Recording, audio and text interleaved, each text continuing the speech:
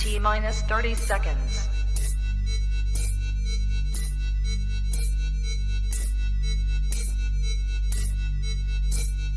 T-minus 20 seconds.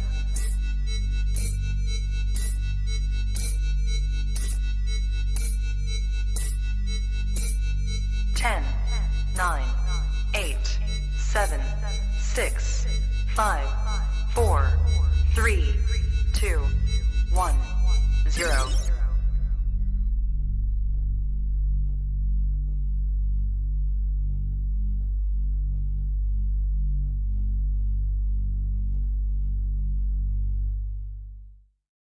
Trap Talk Reptile Network, the coolest reptile network in the world. Welcome to the Dave Levinson Reptile Podcast.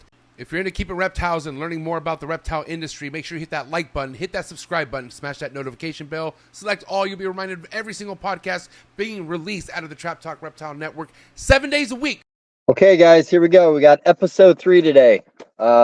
Happy to have Chad Halker on. Happy to have William Rose on. Hopefully going to have some Bob Vu on in a little bit, but we'll see. We got someone keeping an eye on the camera. But, all right, guys, we got this one for our dropping midnight on Wednesday to give you guys something to listen to on the way to Daytona. We're going to make it good. We're going all ball pythons. We know how much you guys like those ball pythons. I don't know if you can hear me or not, but I have not, the whole time sound check, I've not been able to hear anything.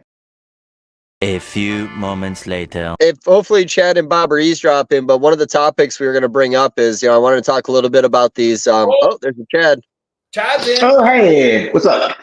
Let me adjust a little bit. You guys can hear me fine? Yep. Sounds great, Okay, cool. buddy. Yeah, I've been here the whole time listening, so. All right, cool. And you can hear us? Yeah, perfect. Tight. Well, I guess hopefully we'll see Bob in a heartbeat unless Bob said fuck us. Yeah, I mean, he could have, dude. He's already got the rice ready, so he was going to make a drink. He'll pop in. Just let him pop? Okay. I feel bad. I guess think I should roll with a new intro and then get this going?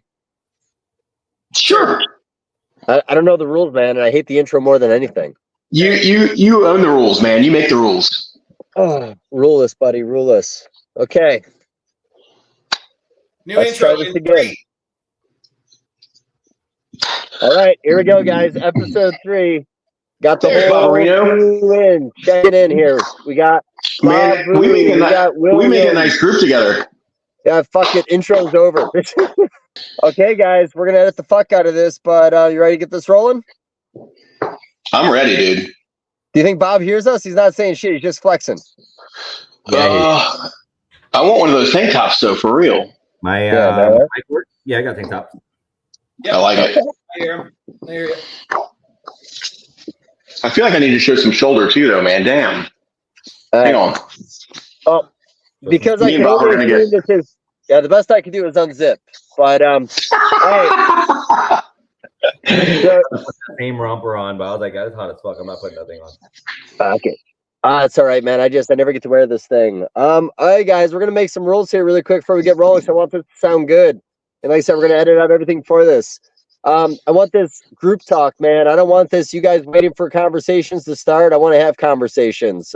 It doesn't have to be me leading it the whole time. When a topic comes up, when someone's talking, if one of you guys has something good to say, put your hand up a little bit at the bottom of the screen so the other guys know that you got something you want to contribute to the conversation. You could jump in next. I've been doing these things, and they always fucking suck when you have too many people, but I love talking to all 3 of you, so I want to see this work. Okay, here we go, man. Oh, fuck. Let's get this rolling, guys. I'm hoping everyone's tuning in. Hoping everyone's having a safe drive to Daytona right now. Like I said, this is our midnight episode, and listen when you listen, but here we go. Okay, guys, going hard on ball pythons, and, I just watched that RGI episode with Justin on a couple weeks ago where they were discussing the puzzles and the clown project. I kind of want to get started with that. My opinion, and then roundtable, just get going.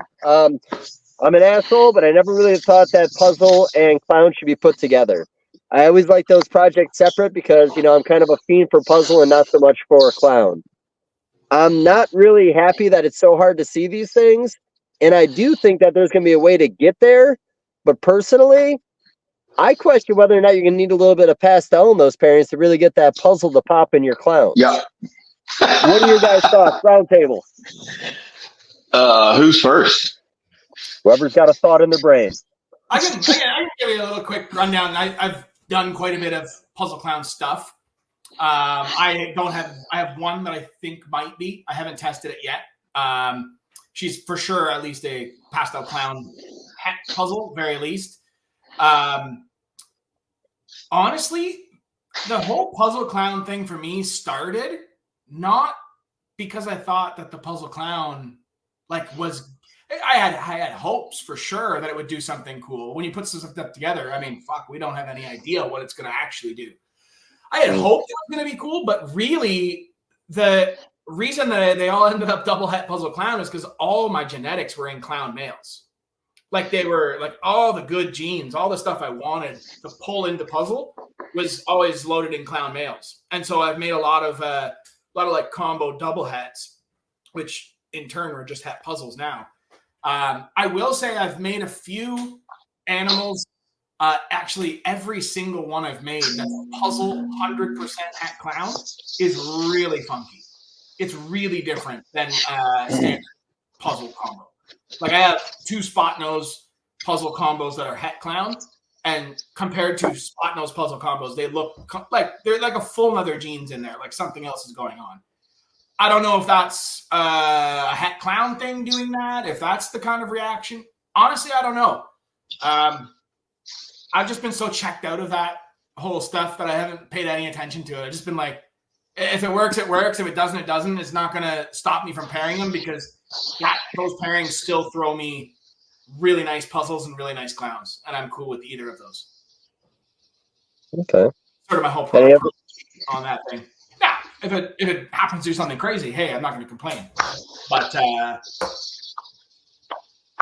I think everything goes through clown at some point in the hobby. It's always been the norm, at least since they became more popular.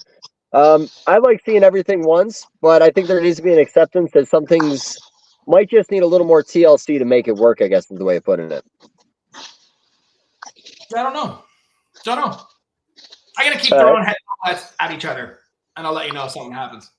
No, that's fair. Bob, what's your thoughts? So originally I thought puzzle and clown was actually going to be allelic genes because it took how many years before we actually seen a puzzle clown, right? Before anyone actually showed a true puzzle clown where we're like, oh, wait, that's a puzzle clown. I think there's like one picture floating around for 10 years. No one from like Japan? Yeah. Yeah. And then Josh Jackie produced one where he thought it was a puzzle clown. He posted in the Patreon. We were kind of going back and forth on it, and I told him, honestly, there's no way to tell unless you genetic test it. So he had to genetic test it. And, of course, he's heavy into the project. I'm not super heavy into that project, puzzle clown itself, because I really thought they were allelic genes. But in my opinion, if you have to genetic test your whole clutch, every clutch you have of puzzle clowns, not really worth it. Not really worth doing, in my opinion. That's my whole take on it too. You know what I mean? Like you said, if you have to genetic test to see it, what are we doing? You know what I mean? Like, I want to see it. It should look good. I mean, it might look good, man. Like, somebody might hit some crazy shit out of it, but you know what I mean? Like, I saw that a mile away. Not that I know anything more than anybody else, but it just didn't make sense to me originally. Bob, why did you think it was allelic? Because puzzle to me looked a little cryptic-ish, cryptonic. Mm-hmm. It took 10 years, and just for me to fathom that it took this much time. I mean, Monsoon clowns already been produced. Like all these clowns that are on genes that are newer age-wise. How many DG clown combos have we seen? We've seen DG puzzles, hypo, sunset DG. We've seen all these combos, but yet a puzzle clown hasn't been produced. So I was just like, I was skeptical, and maybe it's because it has been produced, but no one genetically to figure it out. I bet you have made a bunch of them. Right. There's probably a lot, man. They just look like clowns. There was some that I very likely were puzzle clowns that I wholesaled as clowns. Yeah. Right. But if that's how they turn out, they're not. I mean, it's not worth it. For me, I'm just using them as a like pull genes that I can get in clown because I don't have a Cypress Pompeii puzzle, right? But you do have that in clown, and you can pull all that stuff into puzzle. Yeah, and you don't have to bring it back to a head clown. You can just leave it out. It's just irrelevant. I do think there's I don't mind having a male that's double het because I love both I really love the puzzle project, Yeah. like I said, but I don't mind that floating in both. But again, in that RGI video, they were showing that animal that got tested as the first visual one to get tested, and it just didn't look like anything.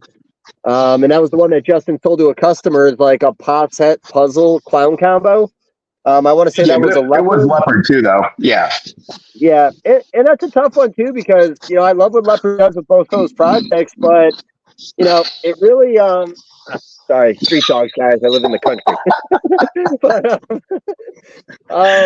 like I said, I love the projects individually. I never really knew those patterns would really work well together. I kind of had my qualms with tri-stripe clowns at first also, but then I'm over here looking at my puzzle stuff thinking about putting a tri-stripe on it. I'm curious if it can actually affect that pattern a little way. I did that this year. That's Cheers, tough buddy. I too. like Yeah. that. EG puzzle to a hypo tri-stripe. So we'll see. Nice, dude. Yeah. Very good.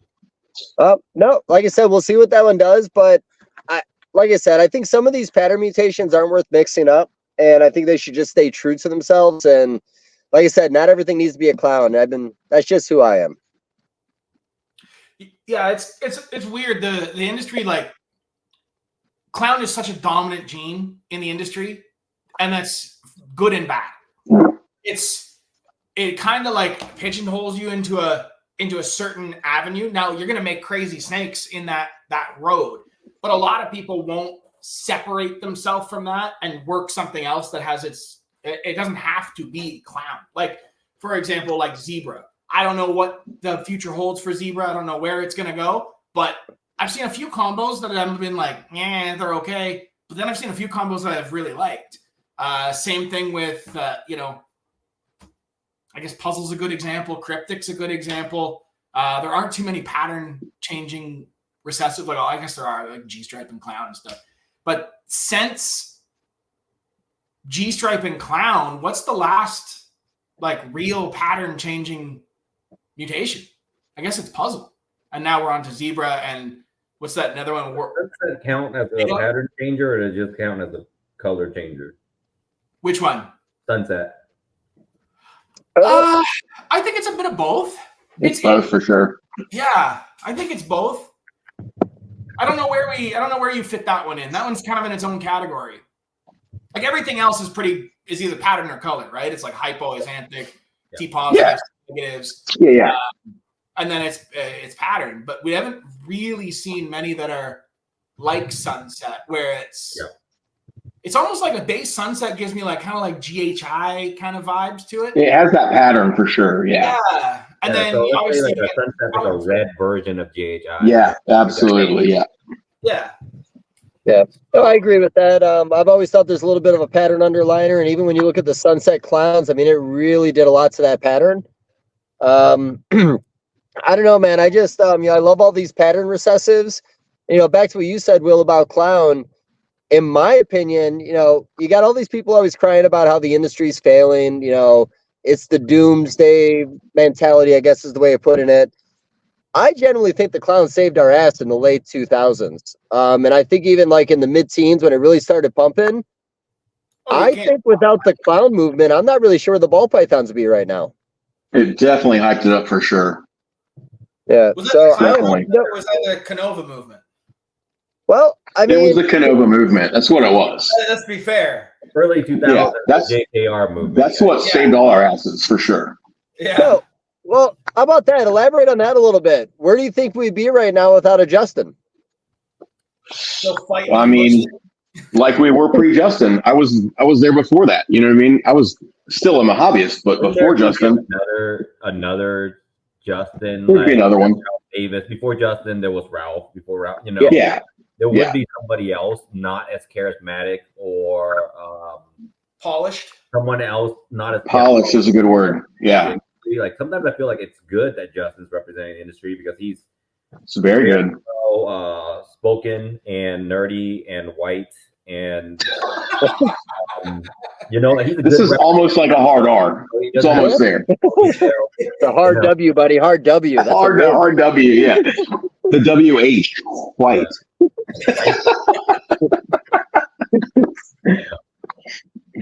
Did that really stop the conversation? Somebody else. I mean, I can keep going. No. Here's the thing. I mean, without sugarcoating it, Justin, there's consistency with what he does. He's a professional all the way around, man. Just is. That weekly He's not a promotional biker. video. He's not a typical snake guy. No, but nobody's really a typical snake guy. I mean, in this industry, you could put 20 guys in a room together that all work with the same species with different backgrounds, Sure. and they're all different people. But when you want to lead an industry, looking like being a professional in appearance and the way he speaks and his marketing and his video, he just has it all. He's doing it right, and that's exactly what this industry needed. We didn't have that before. We had some Ralph Davis videos. We had cool websites to look at. We had forums we could talk shit in, but that was where it ended. Yeah. No, you're right. Well, how about this? For each one of you guys, what was that animal that really solidified the clown for you? Like what it could potentially do based on some of his early combos? Because he went from the leopard, GHI Mojave, Batman, all of that shit, dude. All of that was hot. It still is. You think the Batman was the game changer for him? Or for the industry? Yeah, just leopard, then spot nose, then Batman. Yeah, all that shit, dude. It's still legit. Okay. It's not super expensive anymore, but it's very striking every time I hatch one. I love them. For me, what hooked me on clown was Ralph's flatline. That was like, yeah. Oh, fuck. The reduced shit first. Yeah, the reduced stuff was first for sure. And then stuff. And then since then, the next one for me was pumping. That was that initial drop. Batman didn't do it for you at the time? They didn't show it. What's that? Said Batman didn't do it for you at the time? It did. Not like Pompeii? Not the same way. Not the same. Like it was. Yeah. It was I mean, they're definitely Pompeii's a multiple levels above it for sure. Yeah, the Pompeii was just a ball python that colors that we've never seen, red. The reds. It was like what? Like it was just a departure from anything that I'd ever seen in a ball python from my own experience or from seeing other people's stuff. And then when he didn't tell anybody what it was and he waited 8 months and all that sort of thing, like that. That snake took the internet by storm for sure. For sure, man. I'll be honest, his marketing for that project was probably one of my favorites. Like you said, that 8 months of waiting to find out black pastel. While in the meantime, but that red stripe market, needed to not know about the black pastel. Not to be mean, red stripe helped that project out, but that black pastel did a lot of heavy lifting in that Pompeii. The black pastel was more important than the red stripe, in my opinion. That's just my opinion, though. Well, and I won't disagree with that, but I will say from the combo without red stripe is still nice. But that combo without any of them, it's not the same. It's just it's when all four watered down land together. It's perfect. And you know what's crazy is that Justin's first one is still probably the nicest one that I've seen, at least. I've seen guys hit other. Now I've seen the special. That one was really nice, but not that further. But just straight Pompeii's. I've not seen many others that I've looked at and been like, wow, that's a really nice one. I hit that first one really. This is the thing with the industry. It's like you see one thing and instantly, okay, what's next? It's like, what's next? And then what's you have to think multiple generations ahead almost at this point. Yeah. If you're not, you're dead ending yourself every year. It's stuff's once the eggs are down, it's almost like, okay, don't even worry about what hatches. It's work on next season. You can't change it anyway. What's going to hatch is what's going to hatch. So for sure. Focus on getting your eggs and then on to the planning the next season out. It changes depending what you hit and all that sort of stuff. But so let me bring up one topic real quick, just before we go any farther. We talked about the secret of the Pompeii going 8 months. What do you guys think on industry secrets, recipe secrets? Is it important? Is it not important? Is transparency important, or is secrets more? Is that more? I don't know. Well, I don't know exactly what I'm trying to say. Would it benefit you more to keep more secrets? I think it probably would. If you know that you're probably first on it. Well, how about this? I got an answer for that. What's in the flatline? We still don't know. Well, do we? I was told from from Ralph. Okay. That it was a pastel clown. Looking back, With Blade and she. Yeah. I know I bought an animal from that group, and her babies have been exceptional. Like really almost like desert like super clean. I do have het clowns of it, but I haven't bred them yet. I just kind of. How long ago was that Flatline video? Like 15 years ago? 2011.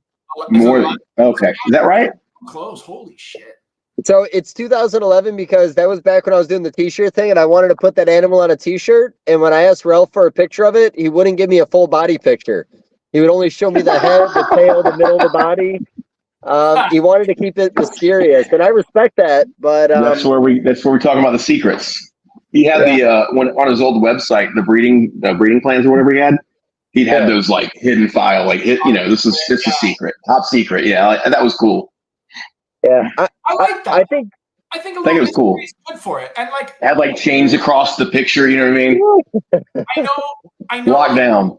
A lot of people like to I want to name it. I want to name the combo, and I really think that we should hold out on some of these names for stuff that's like impactful. Just because you made like a mahogany Batman, insignificant animal, right? Name. It's a mahogany. Nobody's gonna remember it. A Kraken type snake, name it. I think that's cool. Sure. But, something like that blows you out of the water. Like it just.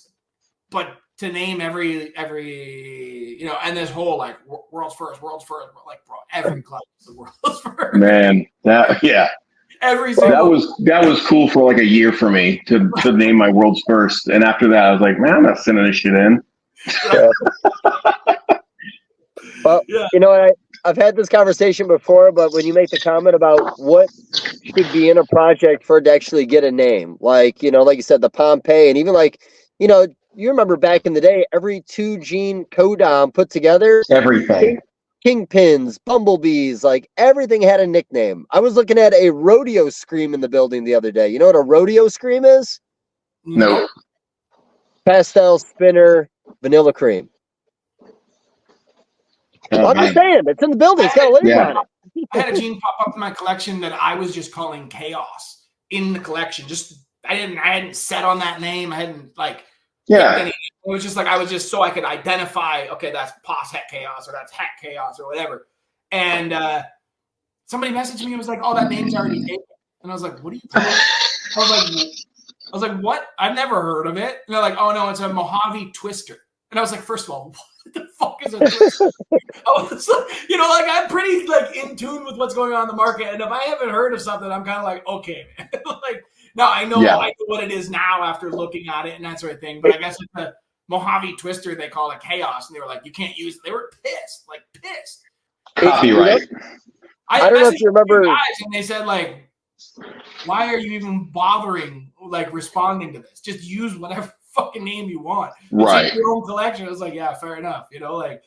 I just, I don't know. The whole naming thing, it gets out of hand pretty quick. Well, have you named a project? Like, William, have you created something and put a crazy name on it yet, or no? Nope. You mean a combo? I made a combo? Is he asking, Dave, are you asking, did he name a combo or a gene? Well, yeah, as in you making an animal. Let's say you made a Pompeii. You've made really great stuff. You've been the first one to make it. You haven't given any of these nicknames? Nope. Yeah. Is it because you have no creativity at all, or what's wrong with you? It is what it is. I don't think it needs a name. There's been stuff where I've been like, yeah, you could potentially call it a name, but yeah, part of it's creativity, I suppose, and lack of the whole marketing thing. I just stick it in a shelf and call it a. It is sort of a marketing strategy, but at the same time, that animal needs to be outstanding and something you've never seen. Right. Not something that's whatever. It needs to stop you when you walk by the table. You know what I mean? Something very different. We made the DG puzzle, and I toyed around with naming it. Right. That would sound so stupid if we rename that to something else. Right. Why? That needs to be done. Yeah. it works. And we know when you say DG puzzle, everybody knows what that is. Right, DG pie. It just fits with everything else. It doesn't and me naming stuff. Half the time when somebody gives me a suggestion, I'm like, that's the stupidest thing I've ever heard. So I know. Like most of the names I come up with, I'm like, man, good thing I didn't name that 10 years ago. You know, like. I've even wondered stuff as dumb as, why did we decide to call it a pastel lesser and not a lesser pastel? Like, at what point did we just simply decide on a lot of this thing that that's the norm? This is it. You mean the order we put the genes in? The animals, or how do you put the genes in order when you're telling somebody what you made? Like, whichever gene is best. Put the like hurricane, blackhead, spot nose, clown, pastel. Right. I always do my codoms first. Yeah, I do codoms first and recessives next. Same, and then het at the end. Yes. Should we have Should it be alphabetical order on the codoms till you get? I've seen someone mention that was what we need to be doing, but that sounds stupid too. Okay, well, save all these combos and then start doing them in alphabetical order and sound out a 5-gene snake. Do it in alphabetical order and listen how dumb that sounds. Almost every time. And I there's certain little combos that are work quite often, like OD yellow belly, like OD YB, just perfect. Start a combo like OD YB fire spot nose. Yeah. If I know it's got OD yellow belly and it starts with that because it's it works on the card really well, like ODYB such and such, ODYB, Enchi puzzle, ODYB whatever, and that just kind of flows. If somebody said YBOD, and you need help. You need help, what? I'm just saying, if you're going to do that, your clown's probably going to come first out of everything. So then all your codoms are going to be last. It's weird. Well, with your ODYBYBOD comment, if somebody would have started calling it YBOD and you would have said enough in your head, you might be more okay with it, but you started the other way, so you can't do it. I can't. It's not possible. Okay. And that's fair, and it's not your place to do it. That's that when that combo's in there, it's pastel lesser such and such. I don't know why that is. I would never say lesser. Those are always first. Yeah, I do the same thing. Yeah. Maybe it goes based on pastel was first, everything got added to pastel later, so it always had pastel at the front of the combo. Also, people, when you're posting a pairing, male times female, always, not female times male. Yeah, I've seen a lot of people get angry about that. That's definitely a common one on the interwebs. People get mad about that. Yeah. That one's that. It's. I mean, I don't really care. I mean, do whatever you want. I don't either. If that's how you need to keep a track of it in your head, I mean. Right. But when I post a female on eggs, I'm not going to tell you the male first because I'm just telling you what female is. The female's on eggs. I'm going to say, hey, this is and bred by XYZ. You know what I mean? That's how I do mine. Picture. It's male times female. Correct. Yeah. Correct. I agree. This is a puzzle female bred by a such and such. Yeah, that's how I do mine. If anybody has a problem with it, I really don't care at all. At all. We know what we're talking about at the same time, right? Yeah. No, straight up. So, okay, here's a question. So we were talking about the best Pompeii was the first Pompeii, and then now adding genes to it. I thought his Hurricane Pompeii at breeding size was such another level up of color in that combo. Do you think that was a fluke, or does Hurricane really enhance the color in projects like that? I think it probably does with those the right genes in there. And not necessarily that Hurricane's enhancing the color, it's just opening up more pattern for color to come through. Sure. The side pattern on a Hurricane allows so much color to come through. Yeah. With yellow belly and all that shit, man, it's awesome. So I know we're creating new industry standards right now. I was watching I think I watched Justin's video this past week, and he was talking about the keyholes on the side of the pattern. Do you think we could start calling those glory holes and people just roll with it, or are we past that point? Are they keyholes forever? No, you can try it. I think we could try, yeah, for sure. I'm going to try for sure. I'm not mad about it. That's funny. Start identifying, see how it's got the glory holes? Yeah, just keep hammering it home, and eventually it'll stick. Yeah, I'm just going to hammer that glory hole home until somebody starts saying it. Yeah. We used to say keyholes, glory holes now. Yeah, well, we used to say, and I think alien heads were my favorite over the years. You guys remember the alien heads? Yeah, I still use that. Yeah. Yeah. That was thrown around a lot in the paint project back in the day when we thought it was a codom and not a recessive. Well, I mean, here's the thing. Can you pick out every het paint out of a lineup with other codoms mixed in? No, definitely not. Fair enough. That sounds recessive to me. But again, I always have this argument. I can pick out a het pied. Is ivory recessive then? Because can you pick out every yellow belly with other codoms mixed in? Let me just say this. If you're in this hobby right now, sending a test for a yellow belly right now, get the fuck out of the hobby. But okay, is, gravel recessive? Is super gravel, is that a recessive trait? Because we could use the same argument that, like, can you pick it out 100% of the time? And, like, not necessarily. Like, you can pick it out for sure. But when you start stacking it into other stuff, gravel and spark. How much pos, yellow belly, pos, asphalt, like how much stuff is out there? Tons of it. Yeah, gravel and spark, I agree with you. Yellow belly, I think that's at the point now where we should be able to see it. Even the Spectre stuff, I know some of that early day stuff, it had a look, but, I find that everything's always an uglier version of yellow belly when we're talking about these other animals. Kind of. I don't know, man. Some of that stuff, though, like, shouldn't we just start saying, like, heterozygous and homozygous somewhat? Like, that makes sense across the board with everything, whether it's incomplete dominant or recessive. Yeah. I like to say recessive, though, and incomplete dominant. I hate to say codom anymore. I don't like to say that, but trying to get I don't know, man. I don't know. I have different opinions on that stuff. I don't know. Like, what is a recessive gene? I guess. My uneducated answer would be a trait that you can't see the heterozygous form. And say by itself, you can't tell if it's heterozygous or not heterozygous. So by looking at it, truly recessive, because a lot of that's just my uneducated answer for what a recessive is. Yeah, I agree with you, William. The thing is you can pick het pieds out of a lineup all day long.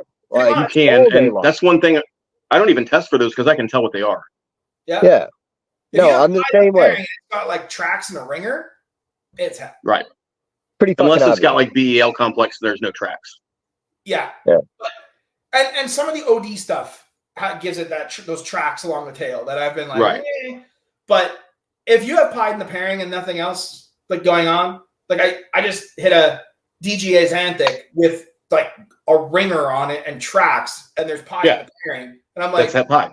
I don't even need to test this. I know you don't need to do anything else. Like I'm gonna test it just to be sure, but for the amount of times I've seen it, when there's pied there and you get those ringers and tracks, 100% of the time they test het pied, and the ones that don't have them generally are not. All right. Well, let's go with the more modern day one, man. Monsoon. We've had the argument that there are certain characteristics in the hets you could pick out of the lineup, even with other codoms in the mix. So are we saying Monsoon is mislabeled? Is it recessive or not recessive? So my take on a recessive is, could I walk by your table and pick that out? That's how I look at it. Like, and I think that's a good way for, like, as an industry to approach it. Can I walk by your table without you showing me anything and be like, that's het pied? Could I do that? I'm not so sure. Could I do that with yellow belly every time? I'm not 100% sure. So I don't know. It's just labels that we're going to throw on them, and for whatever reason, I'll be right back. I'm gonna take a bathroom break. For whatever reason, if we say it's recessive, it's way more popular. So a lot of combos get labeled as recessive, and that's just, I think, part of it. Well, I think it's the room for error, like you said. Like, again, the reality, and seeing this is a Daytona show. I don't know if anybody remembers back in the day, but I think it was like 2007, 2008. I remember being there, and there was bins of adult pos het pieds on a table. Yeah. Premium if you wanted to buy them back then. And you literally had breeders combing through, looking at every scale, every marking, looking for the track marks, picking out the ones they wanted to spend the money on. So, like, again, pied arguably could have been argued a incomplete dominant a long time ago, but I do think, the rebranding of paint to recessive, honestly, I don't think that was going to change the value in any way by making it more valuable and recessive. I think it just makes it easier for the consumer to know what they have in front of them. I do think there were a lot of the het paints or paint animals that were picked out of the lineup back in the day, bred back to other paint animals, and they didn't make super paints. So I think that project was recessive from day one. The characteristics you had to look for in there were just so hard to pick out, in my opinion, or so subtle. Once you get to like 2 or 3 genes in there, I'm not convinced you can see a het. I feel the same way about some of the Monsoon stuff, because there should have been a lot more made if all these POS hats were 100% hats. Like everybody claiming, oh, it's clearly a het Monsoon. Where are all the hats? Where are all the visuals then? Like we should see like multiple, and some are proving out, but we should have seen a lot more by now. Now, I still think that there are definite markers. If I've bred a het Monsoon, like I bought a Mojave het Monsoon male, and I bred it to like a yellow belly.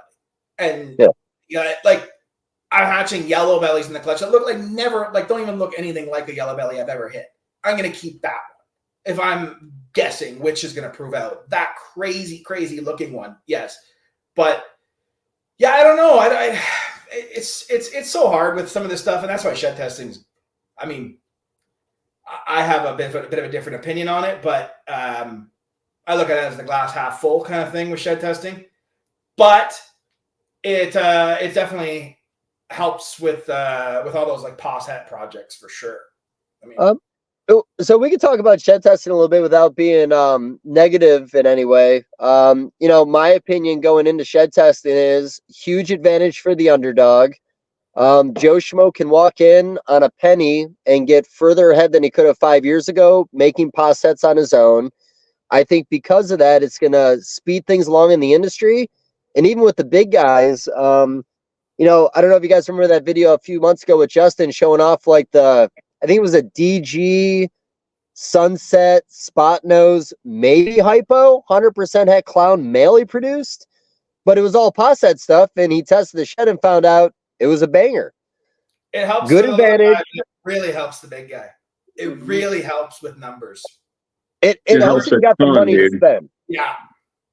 When you have big clutch counts and shed testing at your disposal, you're almost, I shouldn't say it's a guarantee to hit stuff, but it's kind of is, man. It's way better than before. Well, before, like, I can raise POS hats. I can let you guys know now. I'm already breeding them.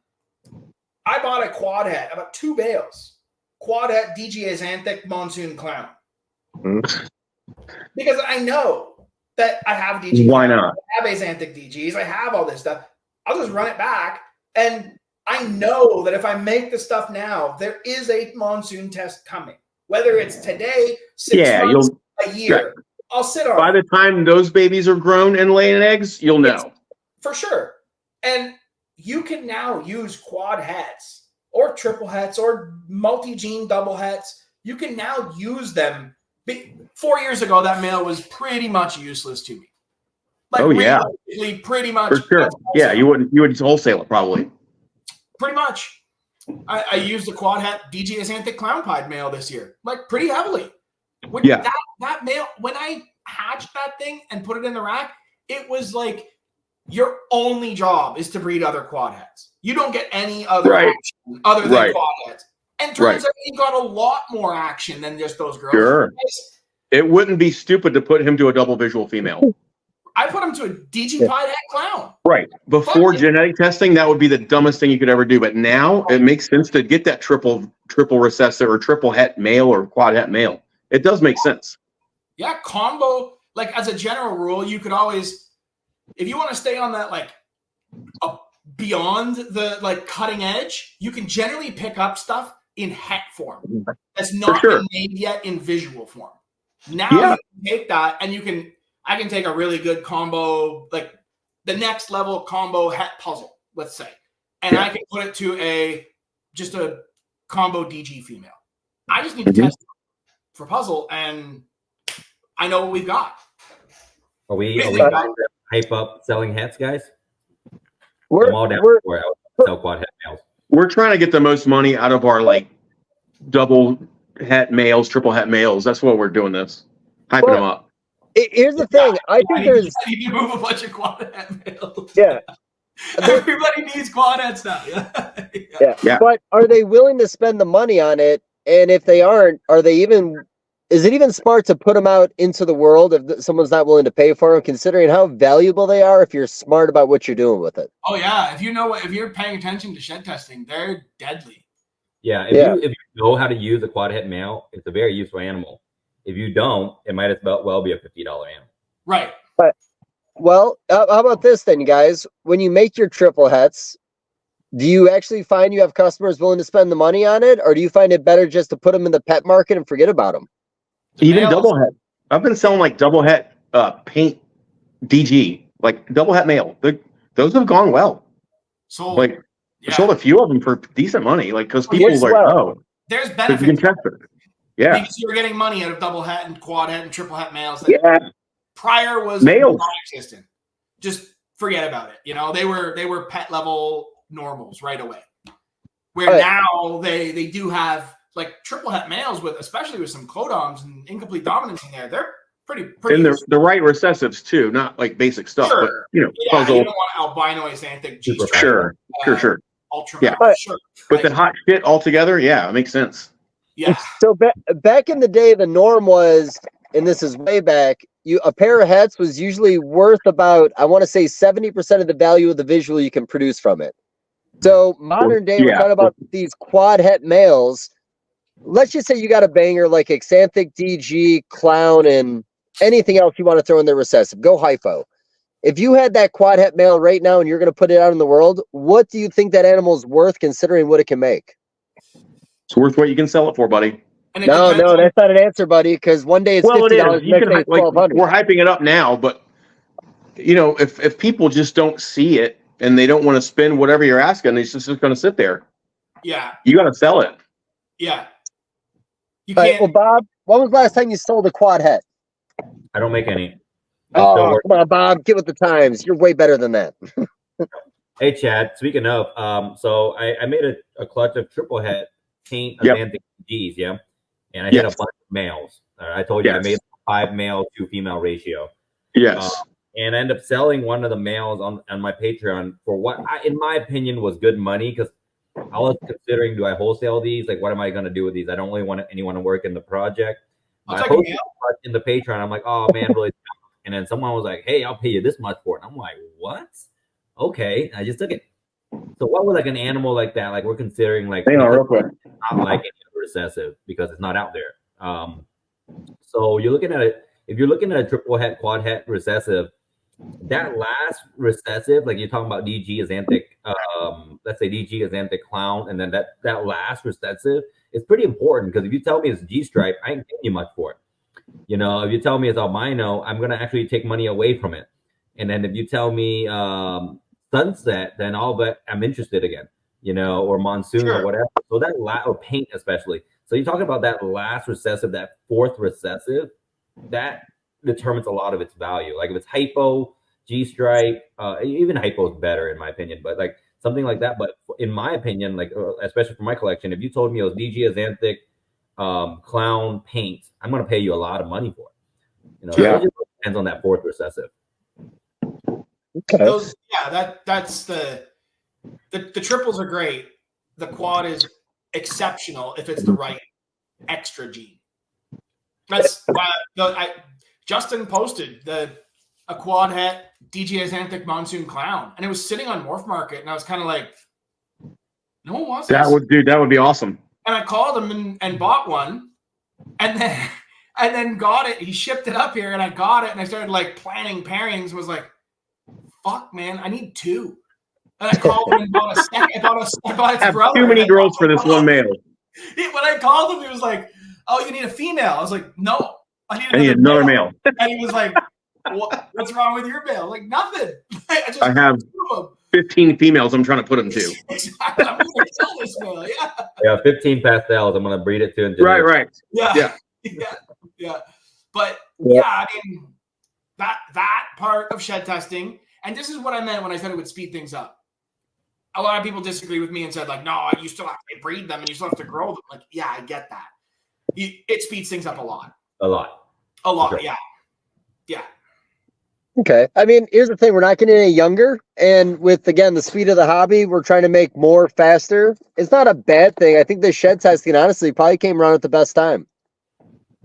Yeah. And all of us at our level are all doing the same thing. So nobody has really an advantage if they're shed testing their shit and breeding the way, in a way where shed testing is an advantage. We're all in this. We all have the same advantage. It's $50 a piece. That's what it is. I would take it You guys all have away. a bit more of an advantage. You get shed test a little earlier. Yeah. I'm like 4 months behind you guys.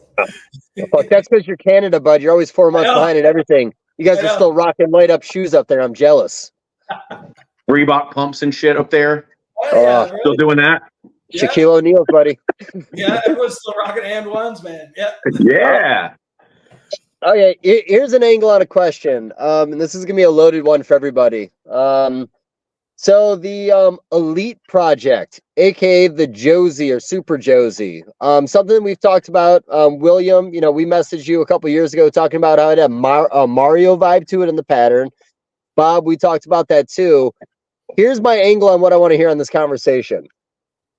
So back in 2012, when he hit that animal, DG was not necessarily a relevant gene in the hobby at that point. It was here, but it wasn't really cared about. Hypo, a couple other things fell in the same category. If that project at that time was managed in a certain way, if this is something that might be a hair better than a DG, do you think today we'd be talking about elite clowns and not DG clowns? No. Where's my camera? Yeah. So I have some opinions on this. We talked earlier about this. Yeah. That's a hard question to call. You know what I mean? That animal you're talking about, I think you kind of muddied up the introduction to that animal. He's one of my good friends from a long time ago. That animal was like a Mario type gene, like a incomplete dominant type gene with a desert ghost type gene that 10 years later was isolated. The sample size of that project is questionable. I could find out, but I don't think there's a lot of real good data to like back that. You know what I mean? Yet. And I could be wrong. But is that so? They said is allegedly shed tested and it didn't match DG, but is one enough? Can we talk about that too? Is one shed test enough to just be like, I'm going to get rich off this? No, it's not. Do you know what I mean? I don't think so either. Because I've seen some stuff test for other things that it's clearly not. Like this week. Okay, I want to bring this up and not to piss on anybody's Cheerios, but the Super Pastel, what was it? As a DG Super Pastel was tested for puzzle, looked just like a Super Pastel DG. Agreed. Nobody would say anything different. Tested for visual puzzle. Agreed. That example right there to me, across the board, all this stuff that gets one test and the results don't make a lot of sense. I think a second test should be done, at a minimum. Where do we go from here? You test. I don't know, man. Bob, here's a good example. You test kind of muddy. DG Clown 66 head axanthic, and it tests 100% head axanthic, and you sell it, and the test was wrong. Good question. Who's going to refund that animal and the 10 clutches it tires? Right. Because especially in a male, you don't find that out until, and then they're real mad. Yep. Like, then it's a big deal. Like, and you could go from like a cheap snake to a very expensive snake on one shed test, one gene. Yep. Yeah. And that could be a huge deal. Currently, but I'm not going to bring that up. But yes, with the Josie, here's the, or not, I guess, former Josie, now the Elite. The big problem with that is, let's just hypothetically pretend it's a totally different gene as DG and looks identical or even looks better. The reason it wouldn't have been the new DG in 2020 is because again, like Chad said, the sample size. He only produced the sample. There's not even. I don't know how many have ever been made. I want to say 3 tops, and I could be completely wrong. But that project has been very slowly worked, and there's just not enough to just say, "Hey, there's something here." With only three animals. With DGs, there's 5,000 of out there to feed everybody. Easy. Only during COVID was there already 5,000. Right. Yeah. You know, that's that's the reality. It just, yeah. So what does it take in the ball python community to have something that looks like we already have, but you can still be successful with it? Because we have some traits that we've worked with over the years that look very similar to other things, but they're marketed in a certain way where you make more money on them. 100%. I don't know, man. If something's so close together, just pick one. How about this? Like really, like this Hurricane Trick Blitz. It was same thing. Same thing. The DG and Enhancer, they tasked us the same thing. Are they different lines? Sure, but they're the same gene. Like the genetic. Right. It literally tests as the same gene. You know, Confusion Static Acid, Banana Coral, like Mystic Phantom, like you know. Okay, so by the way, the test has been done. Do we know that Triplets and Hurricane, they're all the same? Like, did it verify in the test? All right, cool. So good to know. So now we're talking about an animal, like you said, tricks for what, $75 at the point of the peak in Hurricanes when they were going for what, $7,500? Right. Now, is several that thousand either way, yeah. Is that the industry's fault for not doing the homework, or what do you think about that from top to bottom? You got to give props where it's due to Hans for marketing the project. It's marketing, 100% marketing. Well, it was doing combos we hadn't seen yet, so it's kind of hard to argue because all we ever saw was the cheater or the cheetah ball. You guys remember the cheetah? Mm-mm. It was misspelled. It was supposed to be cheetah, but they misspelled it cheetah. Yeah, and it was a lemon blast trick.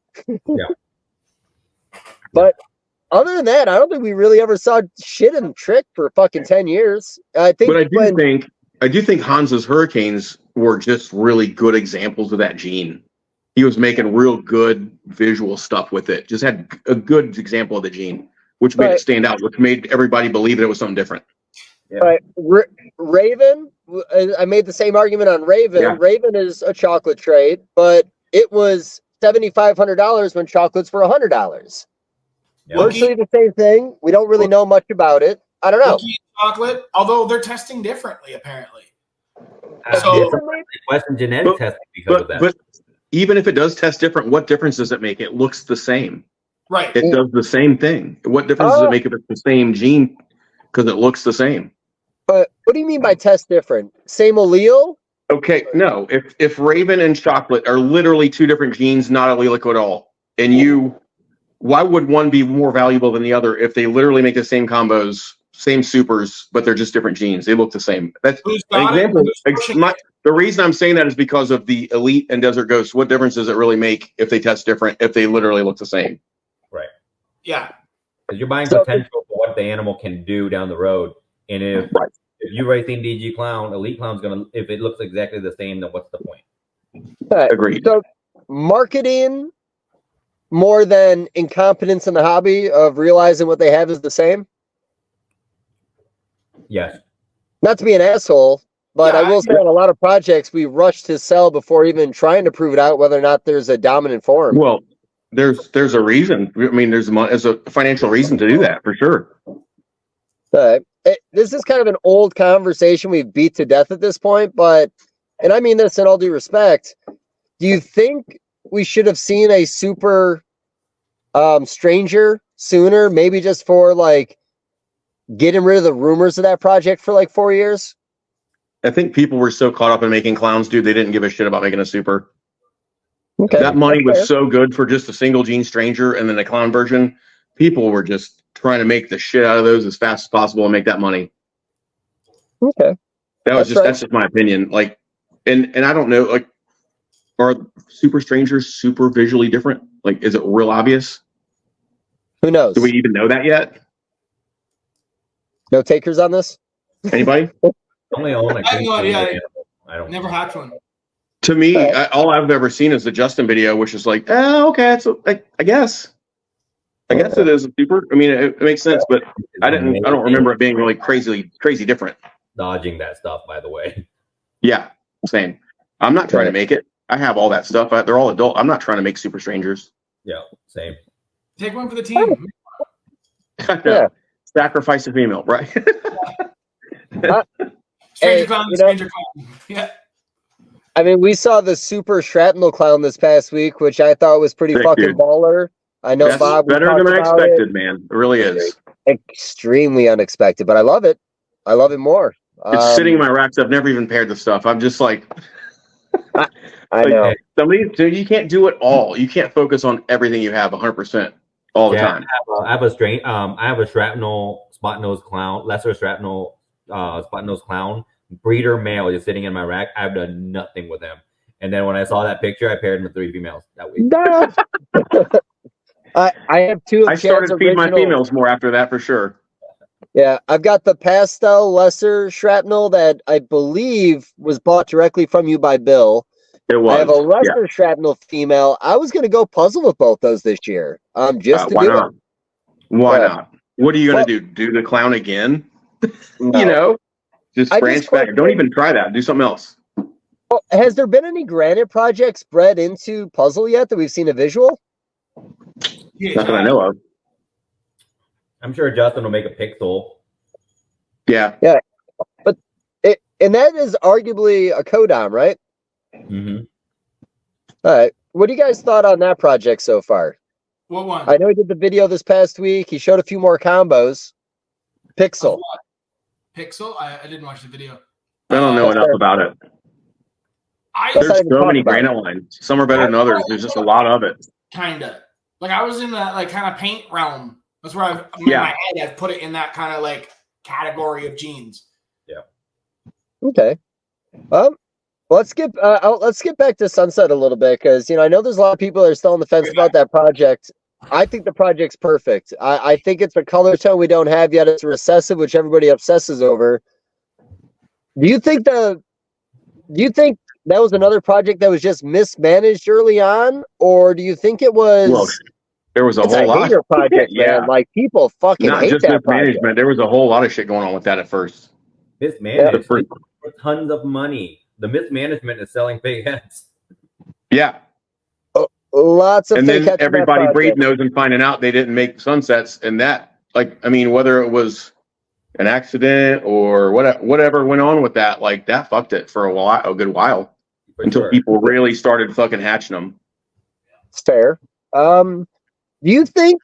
Here's the thing. Do you think people calling it red hurt that project? Because it seems like that's one of the things that people like to hate on. Hopes. That's the hopes of it, and then that's why I don't have it, Dave. And I like to fuck with you about Sunset. It's super fun. Yeah, but as you should. It takes a lot to make a Sunset look good, in my opinion, as an adult.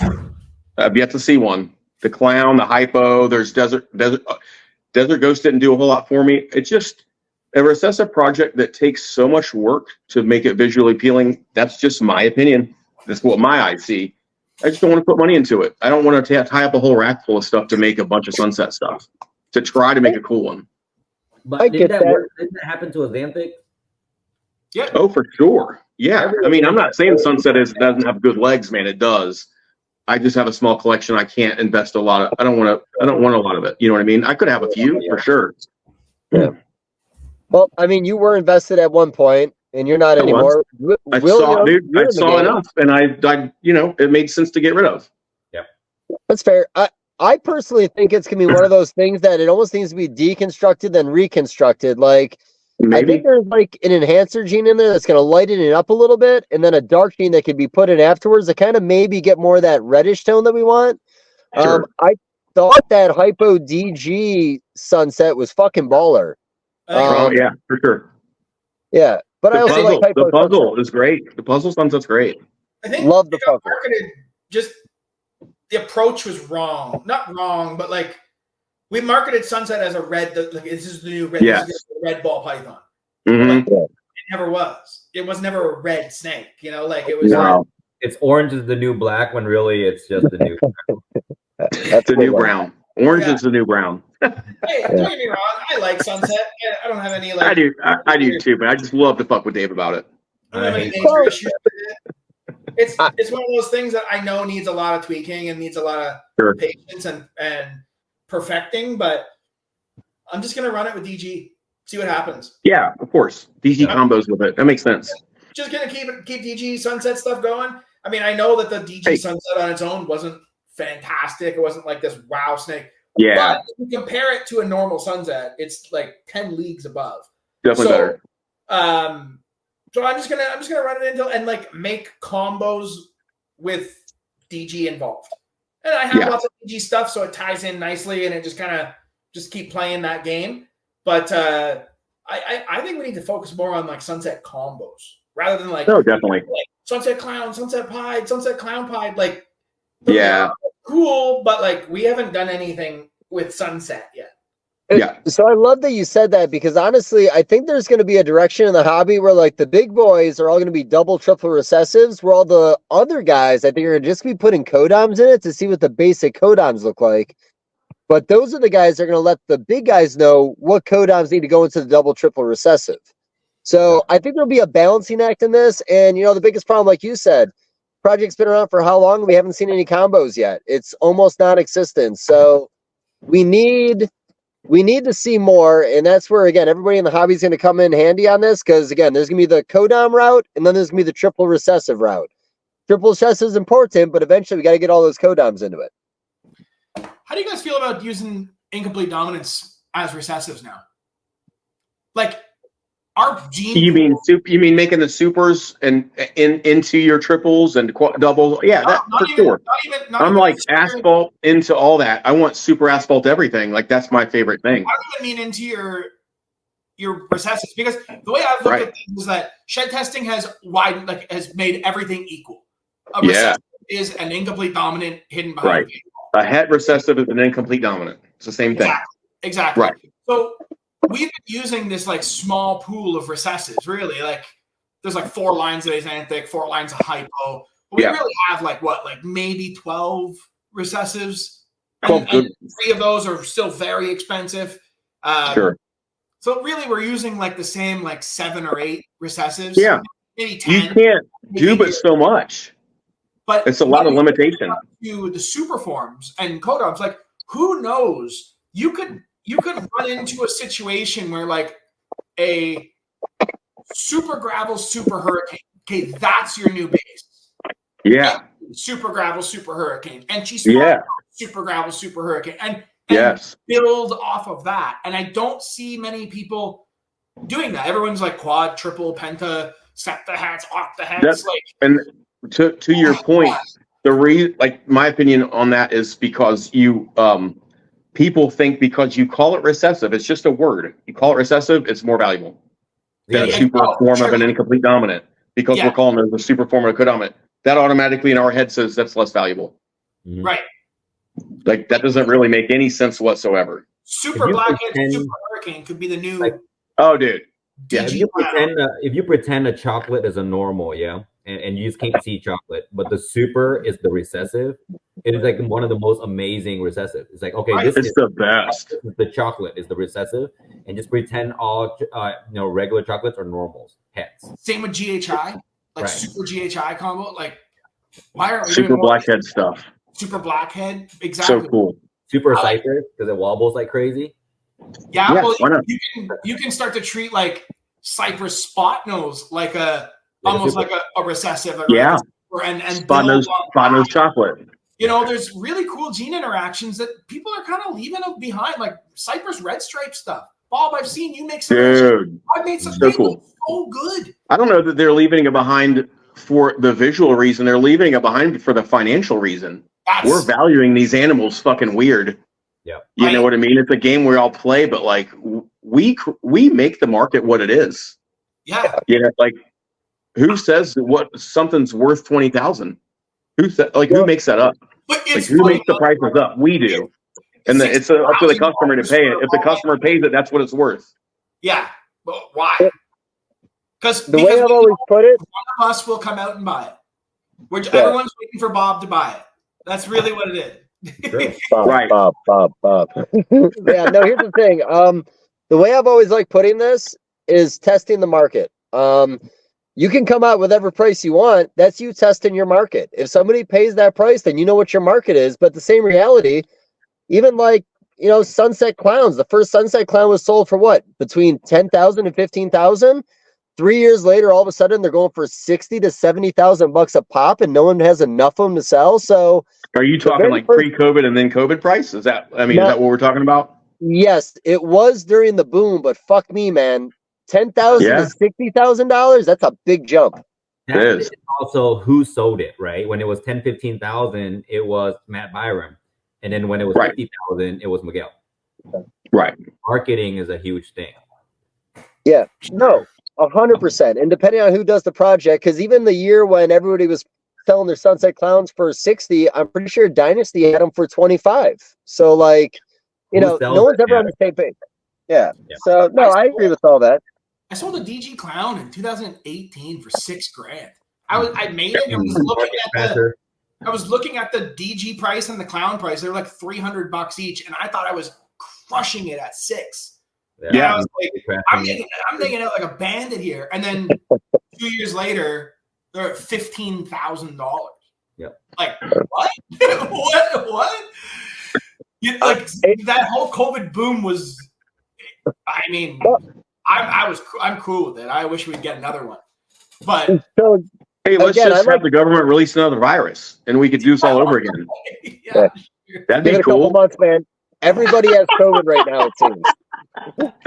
We'll see who gets elected. Release the virus. Snake market goes back up. Well, okay. Well, here's the thing. Same conversation. So Chad sent me the picture of a hypo paint today, a male. The price for the breeder came out at $12,000. Yeah. Now awesome. I do believe there's somebody out there that'll That's spend from Jeremy that money Vaughn, on by that the way. animal. Let's plug that guy. Let him get that sale. Jeremy? No, that's fair. Yeah. But what my point being is, if a hypo paint came out 8 years ago, it Nobody might give have a only shit. been a $2,000 or $3,000 animal. $1,500 If you could sell it. Yeah. Yeah. That's what tells you that we're reaching that point where we're all desperately We're looking for something. stretching. Yeah. What do you mean by that? What do you mean by desperate? Like, I think it's all supply and demand. We're looking for something new. 15 years ago, someone could have put it out a hypo paint. Didn't matter. There was Batmans, there was new spot nose clowns, there was all this shit that we were looking for. That feels like it's like, I don't want to say drying up because it's not. This market will never do that. You're always going to make stuff that's new. But there's this like buzz around a gene. And when a gene gets hot, that gene is super hot. And it usually takes someone to hatch something wild and show it, and everybody's like, holy fuck, why did I sell my hypos? Let's get hypos again. Now everybody wants hypos. Now look what happened to hypos. Okay. Happened with Desert It's hot. Dragons, happened with hypo, it's happened Same with thing. Puzzle, happened Paint. with all of it. Clowns. Right. I remember clowns, people like wanting to get rid of them. Before leopard clowns were going down. That's where we were. Like it was Yeah. pastel and pastel lesser, super pastel lesser, maybe throw Enchi in there. Yep. People made yellow belly clowns and they were like, looks like nothing. Yeah. We're all dismissing that. And Yeah. No vision of the future. Everything had to be an immediate visual something. There's not, there wasn't a lot of imagination back then because we didn't need it. to be fair, though, We need it now. to be fair, back then it was like there was genes coming out like banana, GHI. Yeah. Like, And they were all super expensive. why do I care about a yellow belly clown? Look at the base banana, Right. Fuck a clown. Yeah, let's get bananas. Right. Well, here, I want to segue with you bringing that up, though. I want to go into like a little bit of a Kodam conversation. I'm trying to think how to say this right. So, like what you said, back in the day, we had such a stimulant of Kodams coming in constantly. You could be an investor that spent $15,000 on, let's say, a spider, make all your money back in a fuck ton over 2 years, and then just reinvest $15,000 into a bamboo and do it all over again. Man, I think when it comes to a shout out Kodam to in the Brock modern Wagner. day, He made that method made that man. That's what he did. Yeah, 100%. And it worked like a motherfucker. Can't do it again, but it worked. Yeah, modern day with Kodams, though, like it needs to be above and beyond or look good in clown or nobody gives a fuck. That's a problem. Yeah. That's a problem. The big problem with modern day Kodam is, let's say I discover a new gene. It's super hot. I need to produce a clown by next year, and then I need to produce a DG by next year, and I need to, because we're so desensitized to new genes. When they first came out with bananas, people were on it for 3 years. People couldn't believe what they're looking at for 3 years. Now I come out with a new gene, it could be super awesome. 6 weeks later, they're like, all right, so what's the new combo for it? What's it look like in this? Yeah. Back then, you can show the same banana for fucking 3 years in a row, and people still buy it up for $15,000. Dude, I'll show somebody a new puzzle combo I've made, and they're like, "Oh man, I can't wait to see that in DG Xanthic puzzle." It's like, Right. bro, chill. Like, Listen, holy fuck, Can you man. can you give me a compliment first? Yeah. Well, Like, I'm proud of this animal. I want you to tell me it's cool. that's our Don't whole tell me it needs 3 other recessives. Oh, it's so ugly. Send it to me. That's the way it is. Like, you show something and people are, the attitude is like, oh, that could be better. And it's a good attitude to have, Right. I suppose. But Because everybody's thinking about the future too. That's all it is. I think we miss so much, like, really, really good looking stuff doing that. Because I'll be straight up, like, I have a lot of like Wookiee Cypress leopard stuff, the Cypress red stripe stuff, like those kind of interactions. They're all het clown, and I don't have any intention of breeding a clown. Yeah, because they're probably super cool already. They look better than they will in the visual clown. Right. That's my gut. I don't know that to be sure for sure. We know Cypress red stripe. Like, if you said to a kid on the street, "Hey, you want a pet snake? Pick a Cypress red stripe clown or a Cypress red stripe." If the kid picks the clown, he's blind. I think a decade ago, we did not have to have so much imagination as we do now. I think right now it's an art form almost to make cool shit. Like, you have to be thoughtful. You have to think. You have to go to sleep thinking about your fucking projects and wake up thinking about them and drive to work thinking about them. I don't not think about. I always think about what I'm doing in my snake room. And if you're not doing that, I just don't see how you're gonna. I don't see how you're gonna advance. Hey, 2016 Spinner Lesser Pastel Calicos, $2,500. Those were beautiful, by the way. They were beautiful, and they were ahead of their time, buddy. They were so ahead of their time. Beautiful snake. The calico, or the sugar shit I used to make still would blow my socks off today if I still had it. Sugar is still one of the most popular animals, in my opinion, in simple combos in the industry that still fetch a strong dollar for a simple codom. It does. It sells well. I have one female pastel sugar that I produced in 2010. So one of my favorite snakes. Just I haven't bred it in like 5 years probably. Yeah, we made like pastel inchy calico sugars the other day. Or no, I said calico twice, but dude, it looks like your old school stuff you used to make, man. It looks like that really fucking light animals. I fucking love it. But here's the thing, the industry norm has changed, and you guys know that, so we could all wish that these simple codons mixed together to make beautiful animals are going to be worth something, but it's just not anymore, man. Again, it's got to be het for something else, or nobody's going to invest in you. Well, that's just where we're at today. That's where we're at today. 2, 3 years, 5 years from now, I think it's going to be about your art form and what how you separate yourself from the rest. I'm looking at a price list from September 16th, 2012. And it's wild. I'm sure. It's wild. A pewter vanilla super stripe was $18,000. Yeah. Vader Bumblebee super stripe, $14,000. Yeah, but you're looking at a nerd list. It's not a nerd list. It's a Is that Haas? Is that Sean Haas? Sean Haas? Who's that list? No, it's Kreider. Kreider, okay. You're Kreider. I haven't heard Kreider in a long time. I still got Kreider heads in the back. Good. Hey, somebody added Mary on Facebook yesterday or a few days ago that I'm not friends with on Facebook. I was surprised about was Sean Heffleck. Oh, no way. Yeah. Mary's like, who's this snake guy, Sean Heffleck? And I'm like, oh, wow, that's always super funny when you see all these snake dudes adding your girl and you're not friends with them. It's so hilarious. It's just so laughable. I'm friends with so many people. The fact that I'm not friends with him, but he has my wife is so strange. Right. What are we talking about right now? Hold on. What next, Dave? We're at 1 hour and 28 minutes. You had some topics. I think we're just talking, buddy. I'm sorry, the dog just knocked my shit over, so it took a second. But you look like you're struggling, brother. Well, he's a strong dog. Well, kind of going back to like this is why I don't do podcasts with my kids here, because that would be the same way. That's fair. Your comment too, like talking about how like, it's not good enough to do something simple anymore. Like, I was talking paint a lot the last couple of weeks. Mm-hmm. And, that was one of the conversations. What we're doing right now is we're trying to figure out the right codoms to put into paint to make the best possible version of paint But that's not going to be good enough. Once we know how to do that, it's got to be a hypo DG afterwards. As soon as And that somebody really makes is that, you're it. going to see comments. Imagine that as DGA's anything. Imagine that as hypo. Like, dude, You just put imagine 7 that. years into work into this and hit good odds, and you're like, ah, man, you need 2 more recessives. Yeah. Hey, again, standards are higher now, and I don't think that's a bad thing because I think it's making It's not. people put a larger effort into this. For sure. Yeah, no, I think we're at the point now of ball pythons where we have almost every ingredient we ever need. William, you made that comment years ago. Every 6 gene combination we can make is what, 13 million combinations, but 8 million of them are white. Yeah. Like, the thing is we never need anything ever again at this point, and we can literally re-engineer everything. And like, we could keep this going a long time. Yeah. Oh, there's no stopping this because I always talk about it like the recipe. Justin's recipe: yellow belly, spot nose, red stripe. What am I forgetting? Yellow belly, spot nose, red stripe. What's his other big one? Black pastel. Black pastel. You can take just clown, no other recessives, and still go the rest of your life easily. Yeah.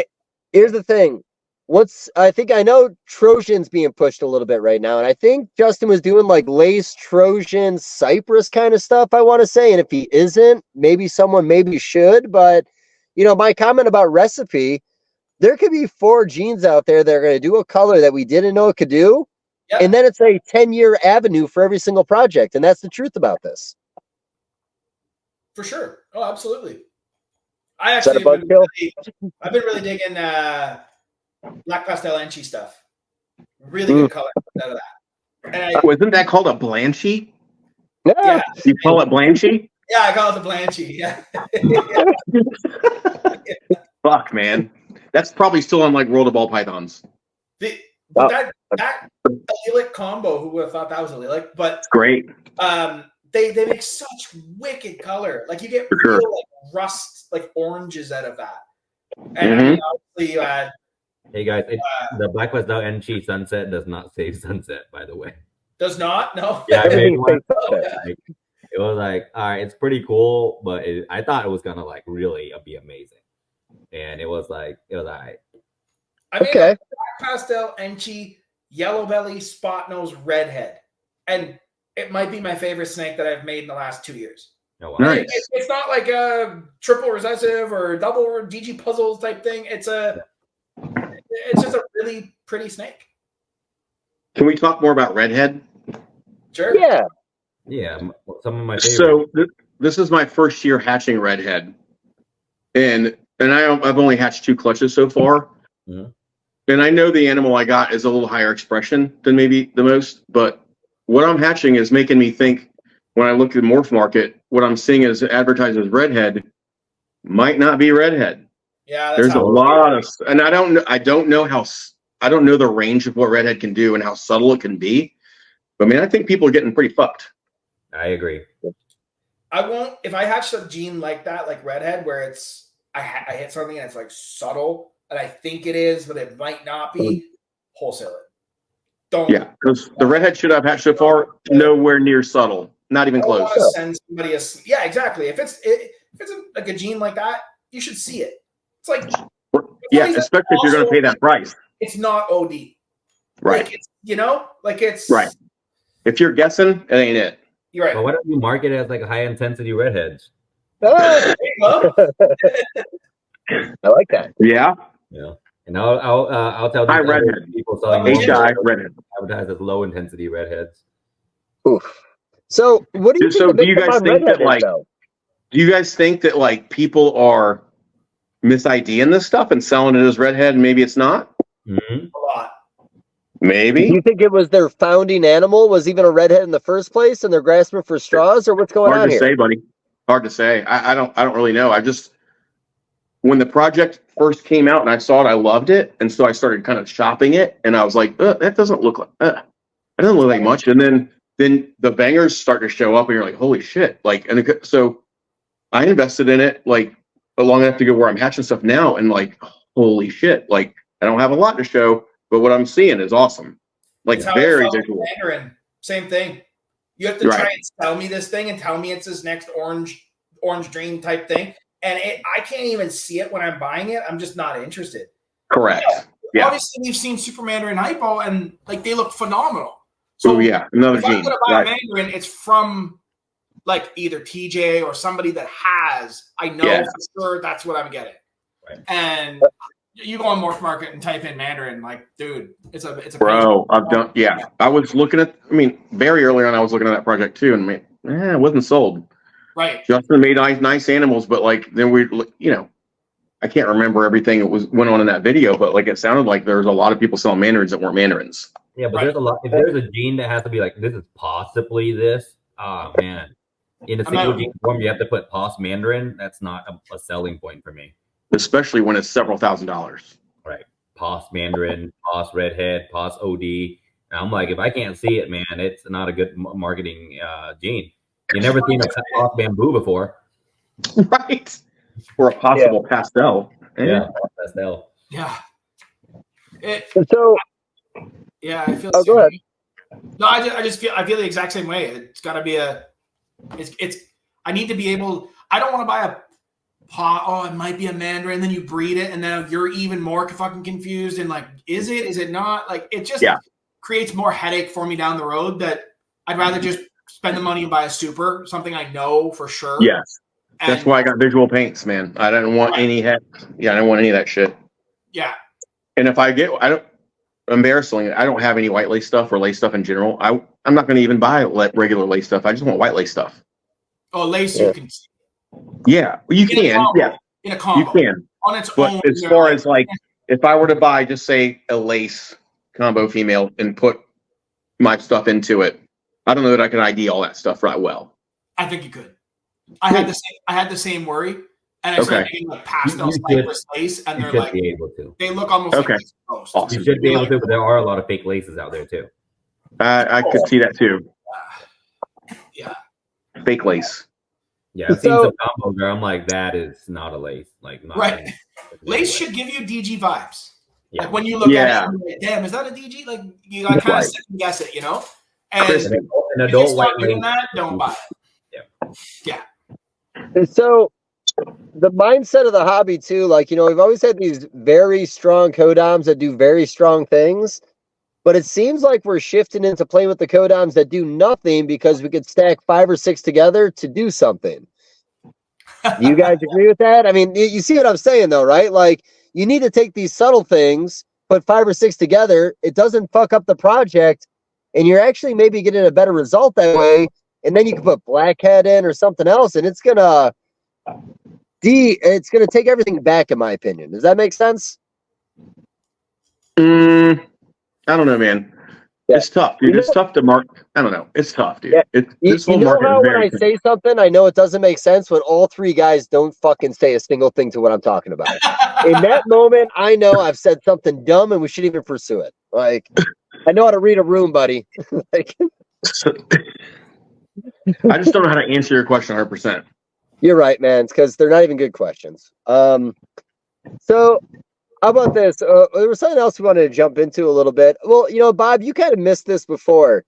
If you stumbled across something special, how do you manage the project? As in, when you made something somebody else could, do you wait 3 or 4 years until you have something to sell them to let people know? How would you manage that? Like, you know, in your opinion? Define like special. Like we're talking like a new gene or just like, oh. Well, here's the thing. If I've got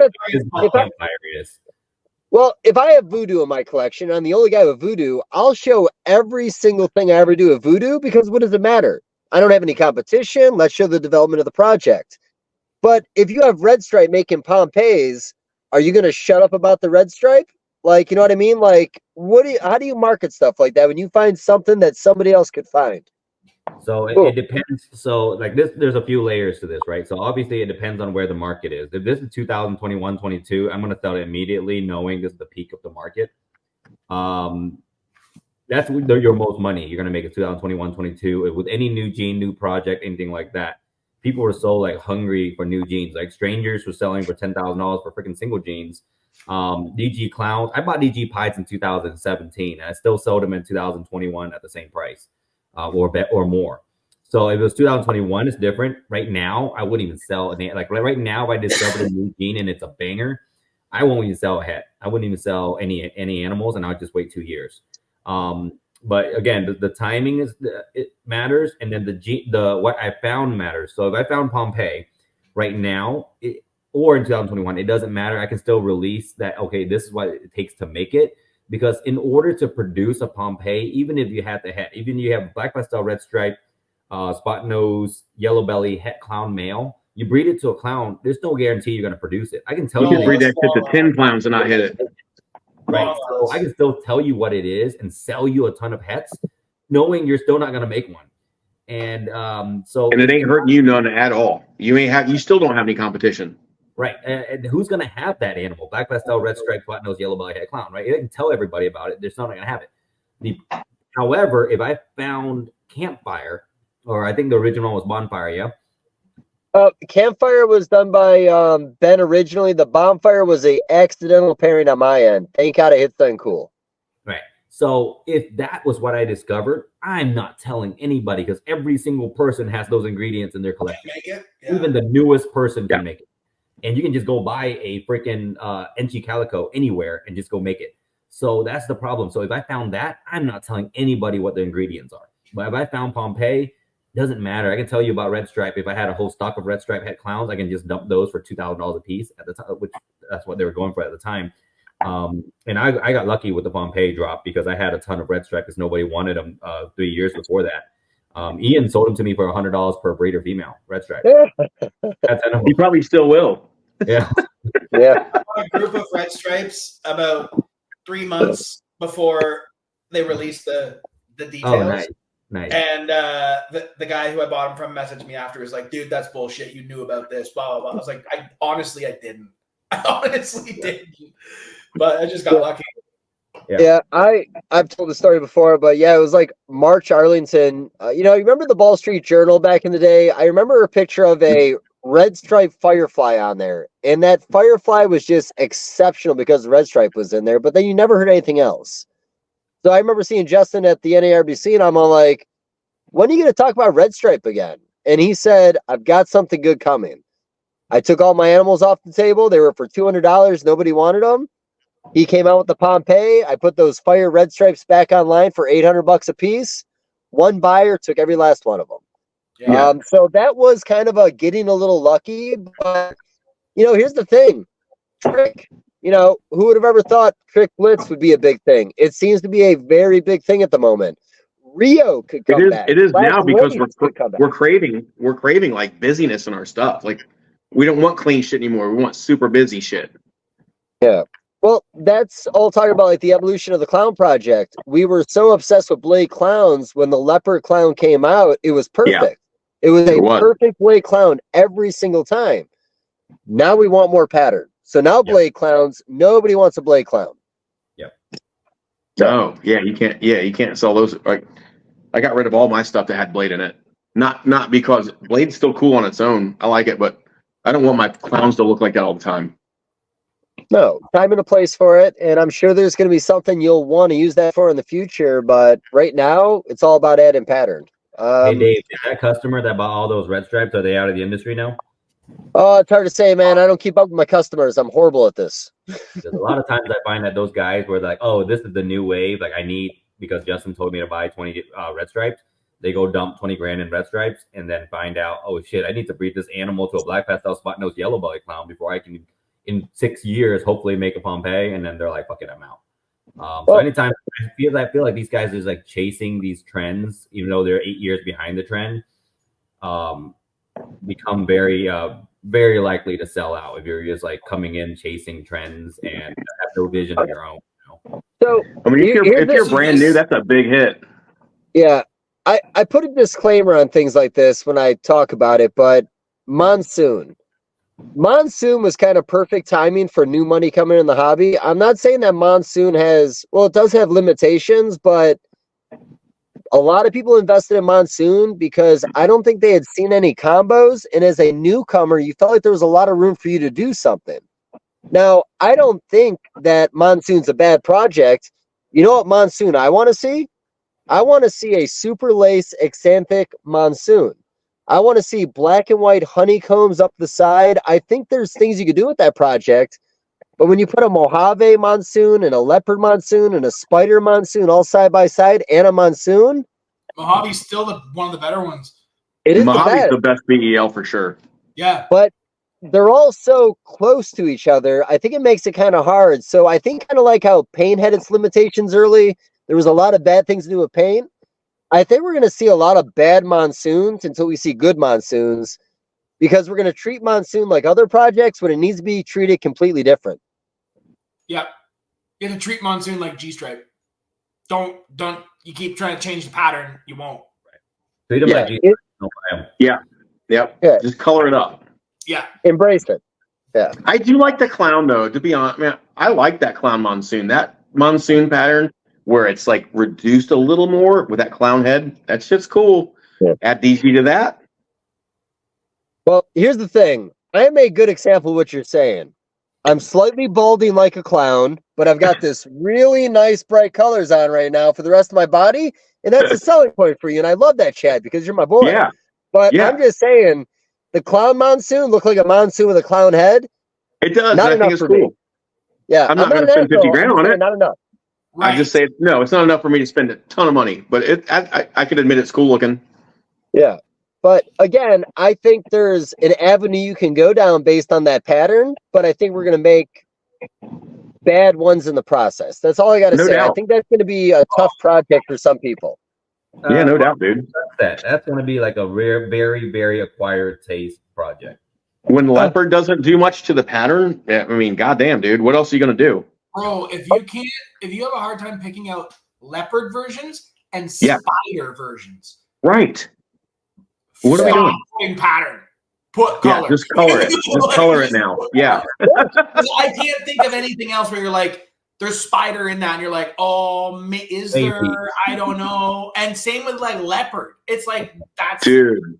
Like the second the egg is like cut, you're like, that's leopard or that every time. Yeah. What else is in it? Obviously, it's leopard or spider. You know. Yeah. Where monsoon, it was like I saw the leopard monsoon and the spider monsoon. They were both like, yeah, super subtle. Like, you know, it's we haven't seen a DG yet. We haven't seen a DG yet, though. Like that's got to be cool. It's coming. I'm sure. We said that about Sunset too. I know we did. We were hopeful for the Sunset DG. You know what I mean? But we're monsoon, which I was like, there's an ultra. I haven't seen that. I have to look for that one. Is that one cool? It's okay. The ultimate monsoon is only okay. It's okay. Yeah. How about what do you think about the candy? It's okay. It's a baby right out of the egg. Yeah, true. I'm sure at 300 grams it'll look a lot better. It probably will. Yeah. But as it stood, I was sort of like, it's cool. Don't get me wrong. It does exactly what you think. It just does that work because the Ultramel really thrives on like the purples, the blacks, and contrast. It needs contrast. And Monsoon doesn't offer that much contrast. Not a lot. Not a lot. I worry about Desert Ghost with Monsoon that it'll wash it completely out because it's either that or it changes the background to black and the spots to a lighter color and increases the contrast. That's what I'm hoping it does. No way. I hope so too. You don't think it will? Why would DG flip all of a sudden? DG is going to enhance what's black on that already. Yes. And then should highlight what's not black. Which is the body. The body should be tan colored, like DG colored, and the little speckles should be more black. My worry about it is you get too much. It's so tight that DG there's not enough. It bleeds. You have to open the pattern more. You have to open the pattern more. Same. Have we not seen a DG pinstripe? Something like that. Because I mean, like a pinstripe leopard looks monsoonish. A pinstripe leopard pin or a DG leopard pin, something like that. Spot nose leopard, or I think it was hurricane. Yeah, looks like a monsoon, like legit. Right. So the DG version of that is going to be pretty close. Yeah. Go ahead, Dave. Oh, I was just gonna say, so just spot nose leopard emperor pin looks like a monsoon in a sense, and you saw the stuff that Tim Bailey made a couple years ago, where everything looked monsoon on the side. So essentially, it took 5 genes to get to a single gene recessive, and I still think that monsoon's worth. Yeah, but you could buy that for what's that thing worth? $800. Right. Not even. I mean, Right. what the fuck are you going to get for that animal, man? And I'm not shitting on Monsoon. I'm just saying that a lot of new people bought in and they're going to treat it like clowns and make a lot of bad combos, in my opinion. They're going to do what you, yeah. I worry about like lavender Monsoon. Like, you know, how you guys made lavender pins and stuff. Obviously, they look don't look. amazing. There's no lavender. There's no lavender. Out of the egg, they're beautiful, like orange Right. with the white stripes. Give it 6 months, and it's like a full yellow snake. The contrast goes away. Pin striping just bleeds into yellow, and it like overtakes it. I worry that Monsoon will, because the pattern's so tight. You'll see that like that yellow just bleed through all that. Mhm. I wonder, like Ultramel, it didn't have any purple. It was just that Ultramel body color, and you could see the little pattern through it. There was no purple in it, and that's what you need in it. And Monarch, you'll need that too. G, you need the blacks. And does Monsoon have great blacks to start with? Like the black plural, man. This man out here just throwing it out there. You need. Oh, for fuck's sake! Hard bees in Canada, buddy. Hard bees in Canada. He didn't say hard R. He's safe. Wait, hard R. We're not talking about Randy's. It's an inside joke. That's high school, buddy. Girls need black to work with the contrast, and I don't know. We'll see.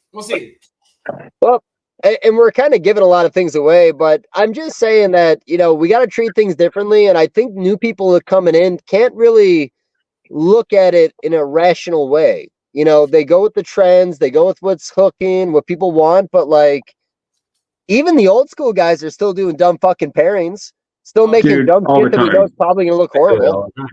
Yeah. It's a dumb saying, but I've been saying it for a little while. It takes just as long to make a nice animal as it does to make a awful looking animal in this hobby. Same process, same everything, but your outcome might suck sometimes, and you got to accept it, man. Suck. You don't know until you do it, because you could pair something that you might think is stupid, and you just never know, bud. Like, you could hit some banger stuff out of that. Yeah, but it does, like, now, like, I try to be very common sense, like very calculated when I make pairings. I think about it a long time. I think about it a year out even. And I just, you know, just like the Monsoon, like, I don't have it for a reason. Not because it's too expensive, just because I don't know what I want to do with it. Mm-hmm. Yeah. Right. Same with Sunset. I just have there's too many limitations for my collection. No, I get that. You only have so many snakes, right? Like, I don't have that many. Yeah, it's not. I have a couple hundred snakes. That's it. Not that many. For most people, that's a lot. Yeah. It is a lot, but in the grand scheme of things, it's not. Like, when you have a recessive projects, like I have Desert Goat, I have, you know, Desert Goats, Clown, Pied Exam, all that stuff, puzzle.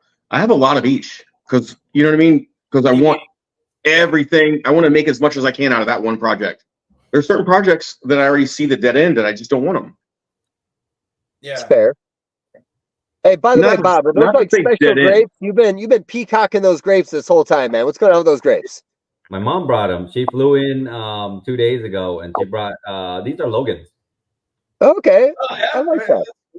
Yeah, you came in dangling right off the start, man. I feel like you just wanted us to talk about those grapes this whole time. Otherwise, you wouldn't keep on putting them in the camera. Oh no, I wanted you guys to let you guys know I'm eating, so that it's not weird every time I'm like jamming shit in my face. You know what I'm excited about going to Bob's next month? Yeah. I'm excited about going to Bob's next month and trying new Asian snacks. Hell yeah! Oh, those scare me. They should. They should. Well, I've never had a freeze-dried crab before with the whole body. Freeze-dried baby crab? Oh yeah. Yeah, it was tasty. I liked it. It was a cat treat. I'm gonna I'll grab some different stuff for you guys this time. I'm gonna do. I'm in. I want to try all of it. Balloons. Dude, I want to listen. I want to be able to eat that. I want to try it, but I don't know, man. That's tough. I think Adeline did it at my house, and out of all people, dude, she's not white though. That's also true. She got a little color to her. She's a little ethnic. It's a little different. Monitors that stuff. Like they would smash those. Oh, dude. Oh, bro, I don't know. I don't know if I can do it.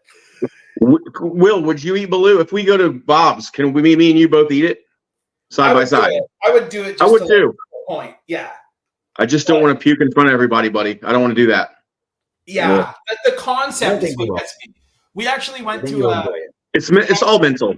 When I was working in corporate world, we took these clients out for dinner, and we all went to this Asian restaurant.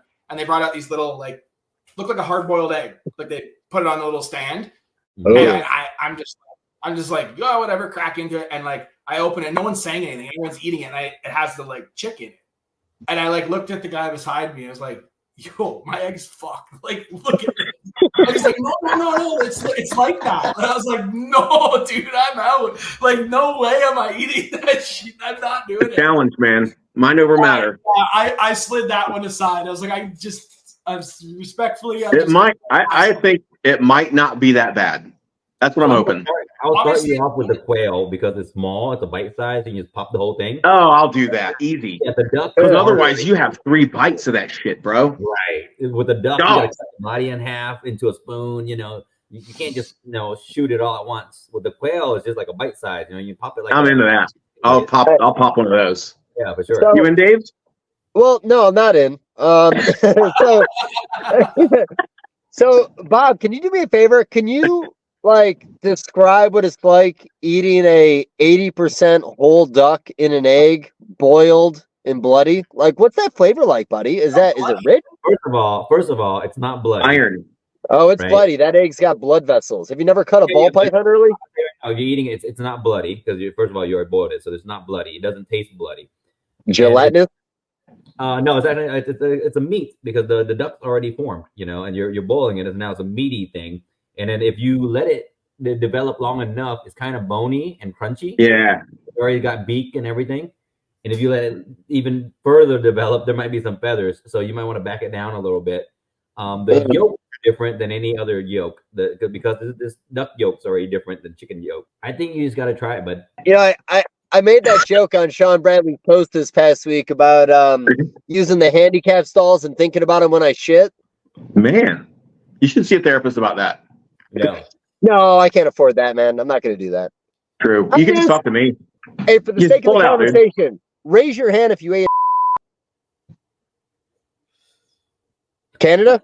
I'm staying out. The half cooked or half incubated egg is actually a delicacy. That's not something you do every day. It's like eating caviar, man. You don't eat caviar every day.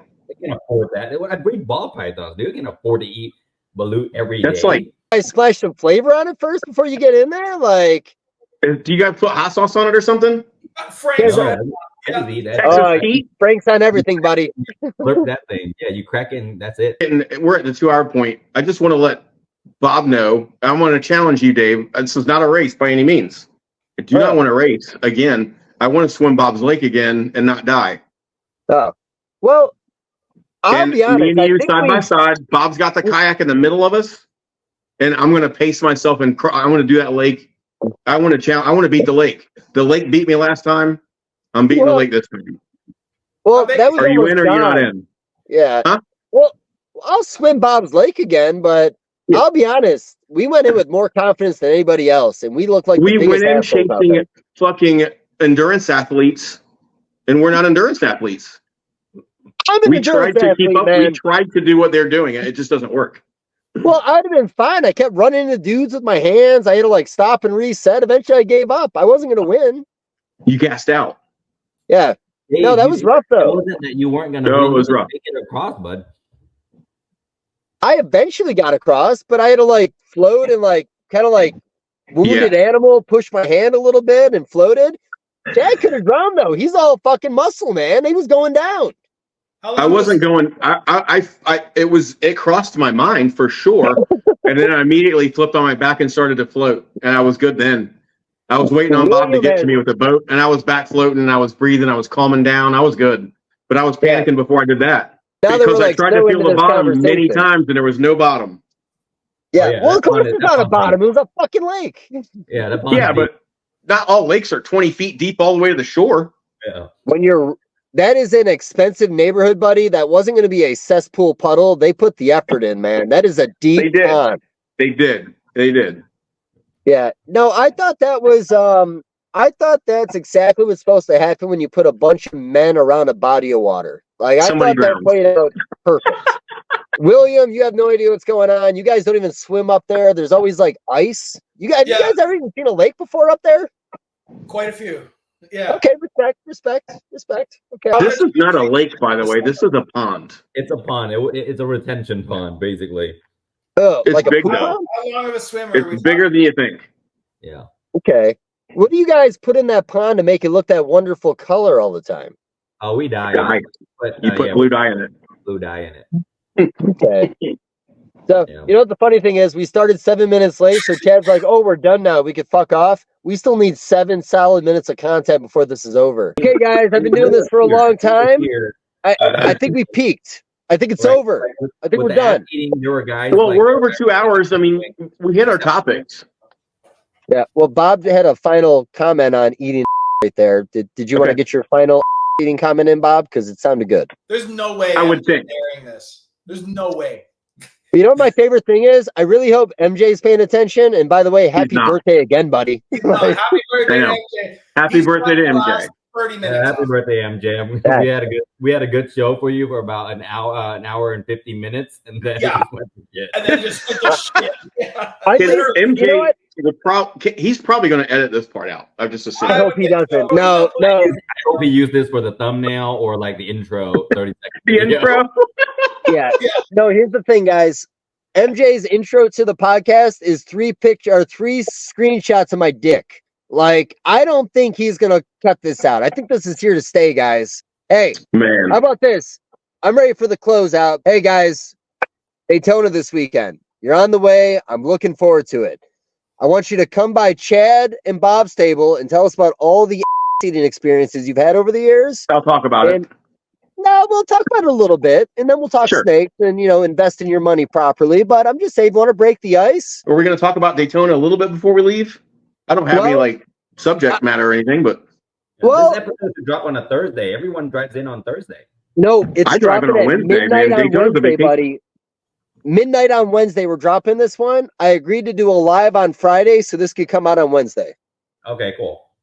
Yeah, so this is going to be what people feast on the way to the show, and I really hope everybody stuck it out this long. Well, how about this, question guys? for Will. Will, are you going to come to Daytona this year? No. No? Okay. Legality issues, buddy. Legality issues. Oh, true. For the Canadians. Yeah, that's no longer, close. I'd have to fly to Daytona. I just didn't get my passport renewed in time. Oh, shit. Okay, gotcha. Yeah. You could have taken a cruise down, buddy. Yeah, you don't need a passport for that. Cruise all the way down. Yeah.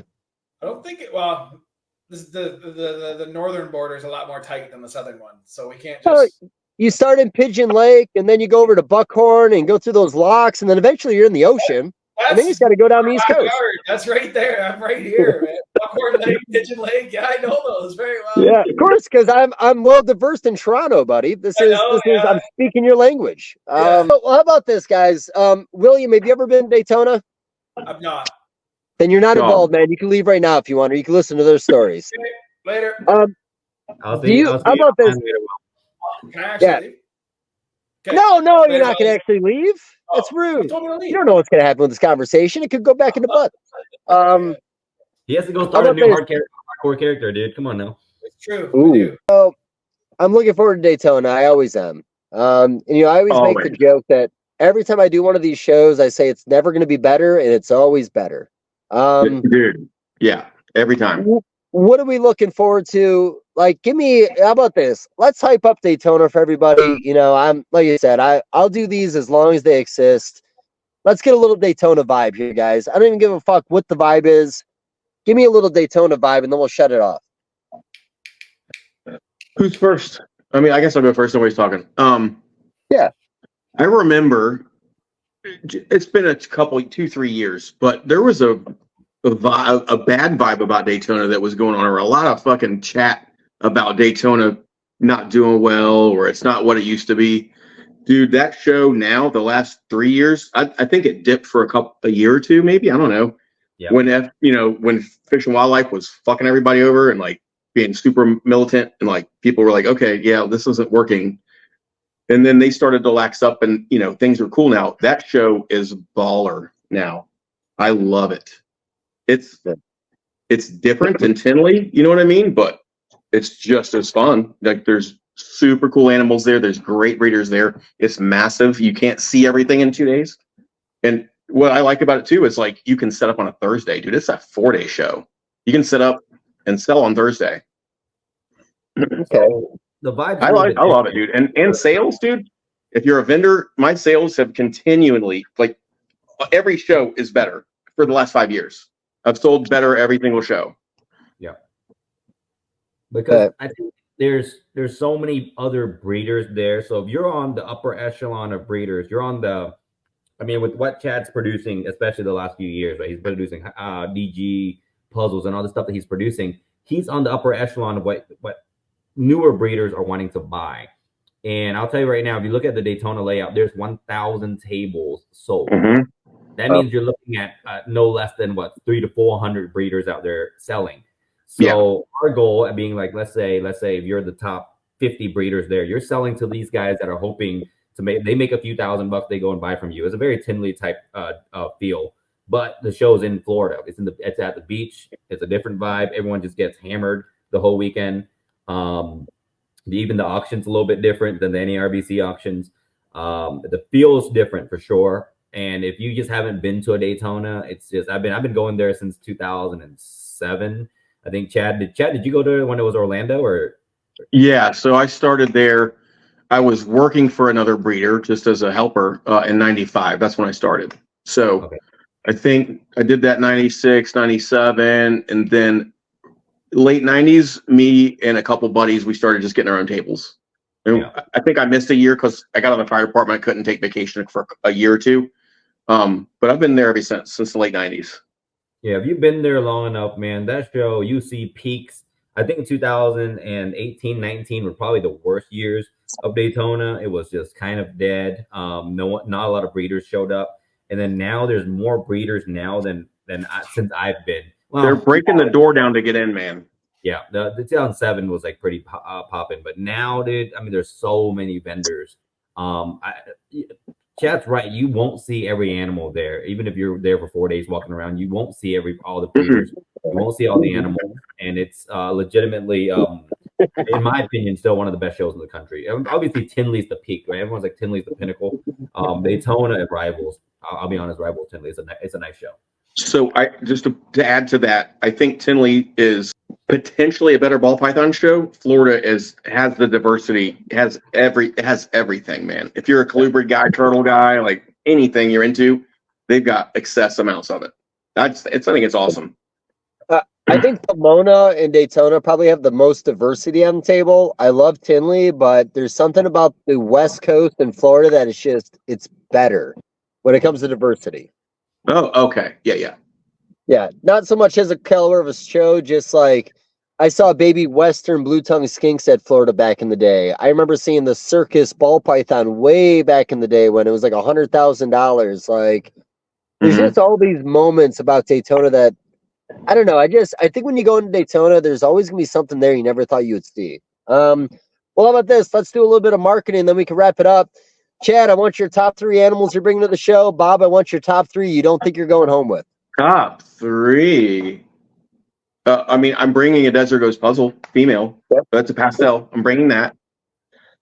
Oh man, clown combos. I have like a pastel DG Batman Tosset Hypo. I'm gonna bring. I'm bringing stuff that's being shed tested, so I know what it is by the time I get there. But just dude, stuff like that is. What else do I have, man? I know my racks are full of shit, dude, and I just can't even think about everything I have right now. It all runs together. That's fair. How about Bob? What are your headliners, man? What are we going to see on your table this weekend?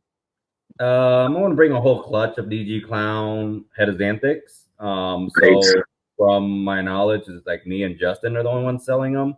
And since he's not vending, I'll be the only one there with them. I'll bring some DG Pied combos. I like OD and OD Enchi DG Pied. Then I'll have like DG Xanthics and DG. I don't know. I probably won't bring the DG Hypo clutch because they only had 1 meal, and I hate selling 1 meal animals. So I'll probably just save those for Dallas or for our show in Atlanta. So Southeast Reptile Expo, if you're watching, if you're in the Southeast, come out to the show. Yeah, I'm bringing DG Clowns, DG Xanthics, and DG Pieds. Nice. Okay. Perfect. But hey, man, here's the thing. I think it's time. Let's wrap this up in a good way. And honestly, here's the thing. I love talking ball pythons with you guys. What do you say we do another one of these come October for the drive to Tinley? I'm sure there's gonna be new relevant conversations of ball pythons by then. But honestly, you guys are my guys. I want to do this again sometime. We'll do it live next time, so that people can comment and shit. Yeah. Hey Bob, do you want to plug your show while you're on here? I'm sure you've done it once, but why not? Plug the show. September 14th, 15th, we have a show in Atlanta. It's my first time hosting a show. It's the Southeast Reptile Expo. I almost feel like this was kind of been building up to where I host a show. Been talking about it long enough. It's going to be in Atlanta at the Georgia International Convention Center. Really nice venue, 75,000 square foot venue. But we limit it down on 22 ball python breeders. We kind of just forced a limit on it so that people can come in and see a variety. And a lot of breeders, I'll be honest, didn't like that. They're like, well, you should just give everyone a fair chance. But we also want to give attendees a fair chance to see other species, not just ball pythons. Mm-hmm. So if you're in the Southeast within 1,000 miles of our show, you should definitely try to drive out. Totally worth it. And it's the only other show where you're going to see Canova. I'm just going to throw that out there. That's wild. Yeah, he's vending Tinley and Southeast Reptile Expo, and that's it. So I'm just going to throw that out there. You have Canova. You have Richard Dalbano, which is the Canova of boas. You have AFG, which is the Canova of hognoses. Yeah, absolutely. Yeah, so some big names out there that's going to be coming out. So you guys, dude, that's exciting, man. Real exciting out there. So, when is it? September 14th, 15th. Get your passport ready, man. I might have it ready by then. Do it. Show. No, that'd be tight. We'd love to have you down there, bud. No, awesome. Honestly, Bob, I think it's gonna be a great weekend. Yeah, I love it's in your backyard. Honestly, I'm enjoying it. I'm just happy to be down there. I don't have to hype it up, man. You did all the hype yourself. Yeah, we're trying to hype it up. I just ordered another 100 yard signs. I realize how cheap they are now, so but I'll be honest, if I host a second show, I think I'm gonna do 1,000 yard signs, and it would just be all over the fucking city for their price. They're like $6 a piece. So I might just order 1,000 yard signs. They're just gonna go everywhere. It seems like such a silly thing, and going back like 10 years, I remember RepTile did that, and we made fun of them for it. It really helped, and the reality is there's a lot of other shows in the industry that are doing just those simple yard signs, and it's getting the attendance out. So simple, but it works. A yard sign doesn't cost much money. If each yard sign brings one attendee, it's totally worth it. And the goal for this show and the goal for the industry and overall, in my opinion, is we cannot depend on the current money that's in the market. It's us exchanging money in a circle, and we actually need new blood. We need the new people to come in and spend their $2,000-$3,000 even on pets, or the new investor that might come out to the show and spend $25,000 in his first year, because the same amount of money circulating between all the breeders is not going to help us pay our bills. So we do need new people, and I think we need to advertise to new people, not just go, oh, this is a breeders expo. No, this is a show for everybody. We want everybody to come in. If you can come there and ask how to keep ball pythons, like that type of welcoming show, so we can bring in 10,000 new eyes, not just the same breeders we see every show. So I'm hoping that's the goal. I mean, that's the goal for the show, and just try to get some fresh money coming in. Yeah, respect, man. I think the Southeast is ripe for another big show. I feel like we've had this conversation for about a decade now. Jay moved into Myrtle Beach back in the day, thinking to be the next Daytona. Someday we're going to lose Daytona, and there's going to be that new Southeast show. Let's see what you do with it, man. I think you're the right guy for the job. I'm excited for it. It's really great. It's in your backyard, and again, things are going to change in the industry over the next 10 years. And just to add to that, Dave, I'm super excited that there's people like Bob and Troy, like legit rooted reptile breeders, that are starting to take the place of these promoters that don't really have a lot of skin in the game. Yeah. You know what I mean? Yeah. They completely understand our interests. Yeah, I talked to Wayne about the show because Wayne called me and asked me if I wanted to promote my show at his show, which was very amazing. Awesome. But the reason he didn't do Daytona in Orlando originally, because they were going to, was because of corn snakes. Corn snakes were going for so much money at the time that they couldn't not have corn snake guys. So they didn't go to Atlanta, knowing Atlanta had a bigger population than any surrounding, cities. But they only did not go to Atlanta because of corn snakes. But now we know with corn snakes selling for like $18 a piece, and we know the best pet snake is really ball pythons or hognoses, in my opinion, then it's everything's kind of teetered towards no, I don't want to say we don't care about corn snakes or corn snake breeders, but it became less of an issue of having a show in Atlanta. Originally, no one wanted to do a big show in Atlanta because of the corn snake rules, but now we're like, we can still have a decent sized show without corn snakes. But we can do a show in Dallas where they're like everything's illegal. Right. Oh, You know what I mean? Different idea. And again, the entire industry was really swayed by like colubrid money back then between the Honduran and the corn snake project, and the ball pythons came afterwards. So I could see you making rules around a show based on that. I think Daytona's great. I think there's an atmosphere there that's like no other. Definitely. But no, yeah, like I said, the Southeast is gonna need something new, and I'm not sure what that show is gonna be, but I think you starting that show now has a lot of promise, and that's honest. I think it has a lot of promise. Thank you. Yeah, but okay, now we're exceeding it. We're at almost 2.5 hours on record time, which means he's gonna cut all the out to focus on this. I'm not having it. I want it all in there. I already got a text asking if it's been a train wreck. Yeah. Oh, generally, guys, I appreciate. You'll see. If you could spend an hour and 40 minutes hearing top level ball python information given to you, we're going to talk a little bit about at the end. That's a balance, buddy. This is me getting my money's worth now, guys. So, but again, honestly, I appreciate everybody. I really want to do this again because I love talking snakes with you guys, especially ball python projects. Daytona, man, William, I got to see you next year. Hopefully we see you at Bob's get together on the 14th and 15th. But, yeah, maybe. We don't know, but either way, guys, honestly, I appreciate your time tonight. I love the conversation. I want to do it again. And everybody, it's mainly because I'm Jewish. I know it's not cool to be Jewish anymore, but you want to buy me a drink at Daytona? Don't be afraid. So, yeah, well, honestly, guys, you guys be safe. I appreciate you, and I'm looking forward to seeing everybody in a couple days. Well, we'll see you Thursday. Absolutely, man. It's been fun. Later. Peace out, Love you guys. Good night. Love you guys. Thank you for watching the Dave Levinson Reptile Podcast. If you're looking for exclusive content, click the first link in description below and join the Trap Talk Patreon family. As soon as you join the Patreon family, you get a link to a Discord that will connect you with over 200 amazing reptile keepers. There's an awesome Instagram group chat. So best way to network yourself when it comes to growing in the reptile industry. Thank you for all the support. We'll catch you here next week.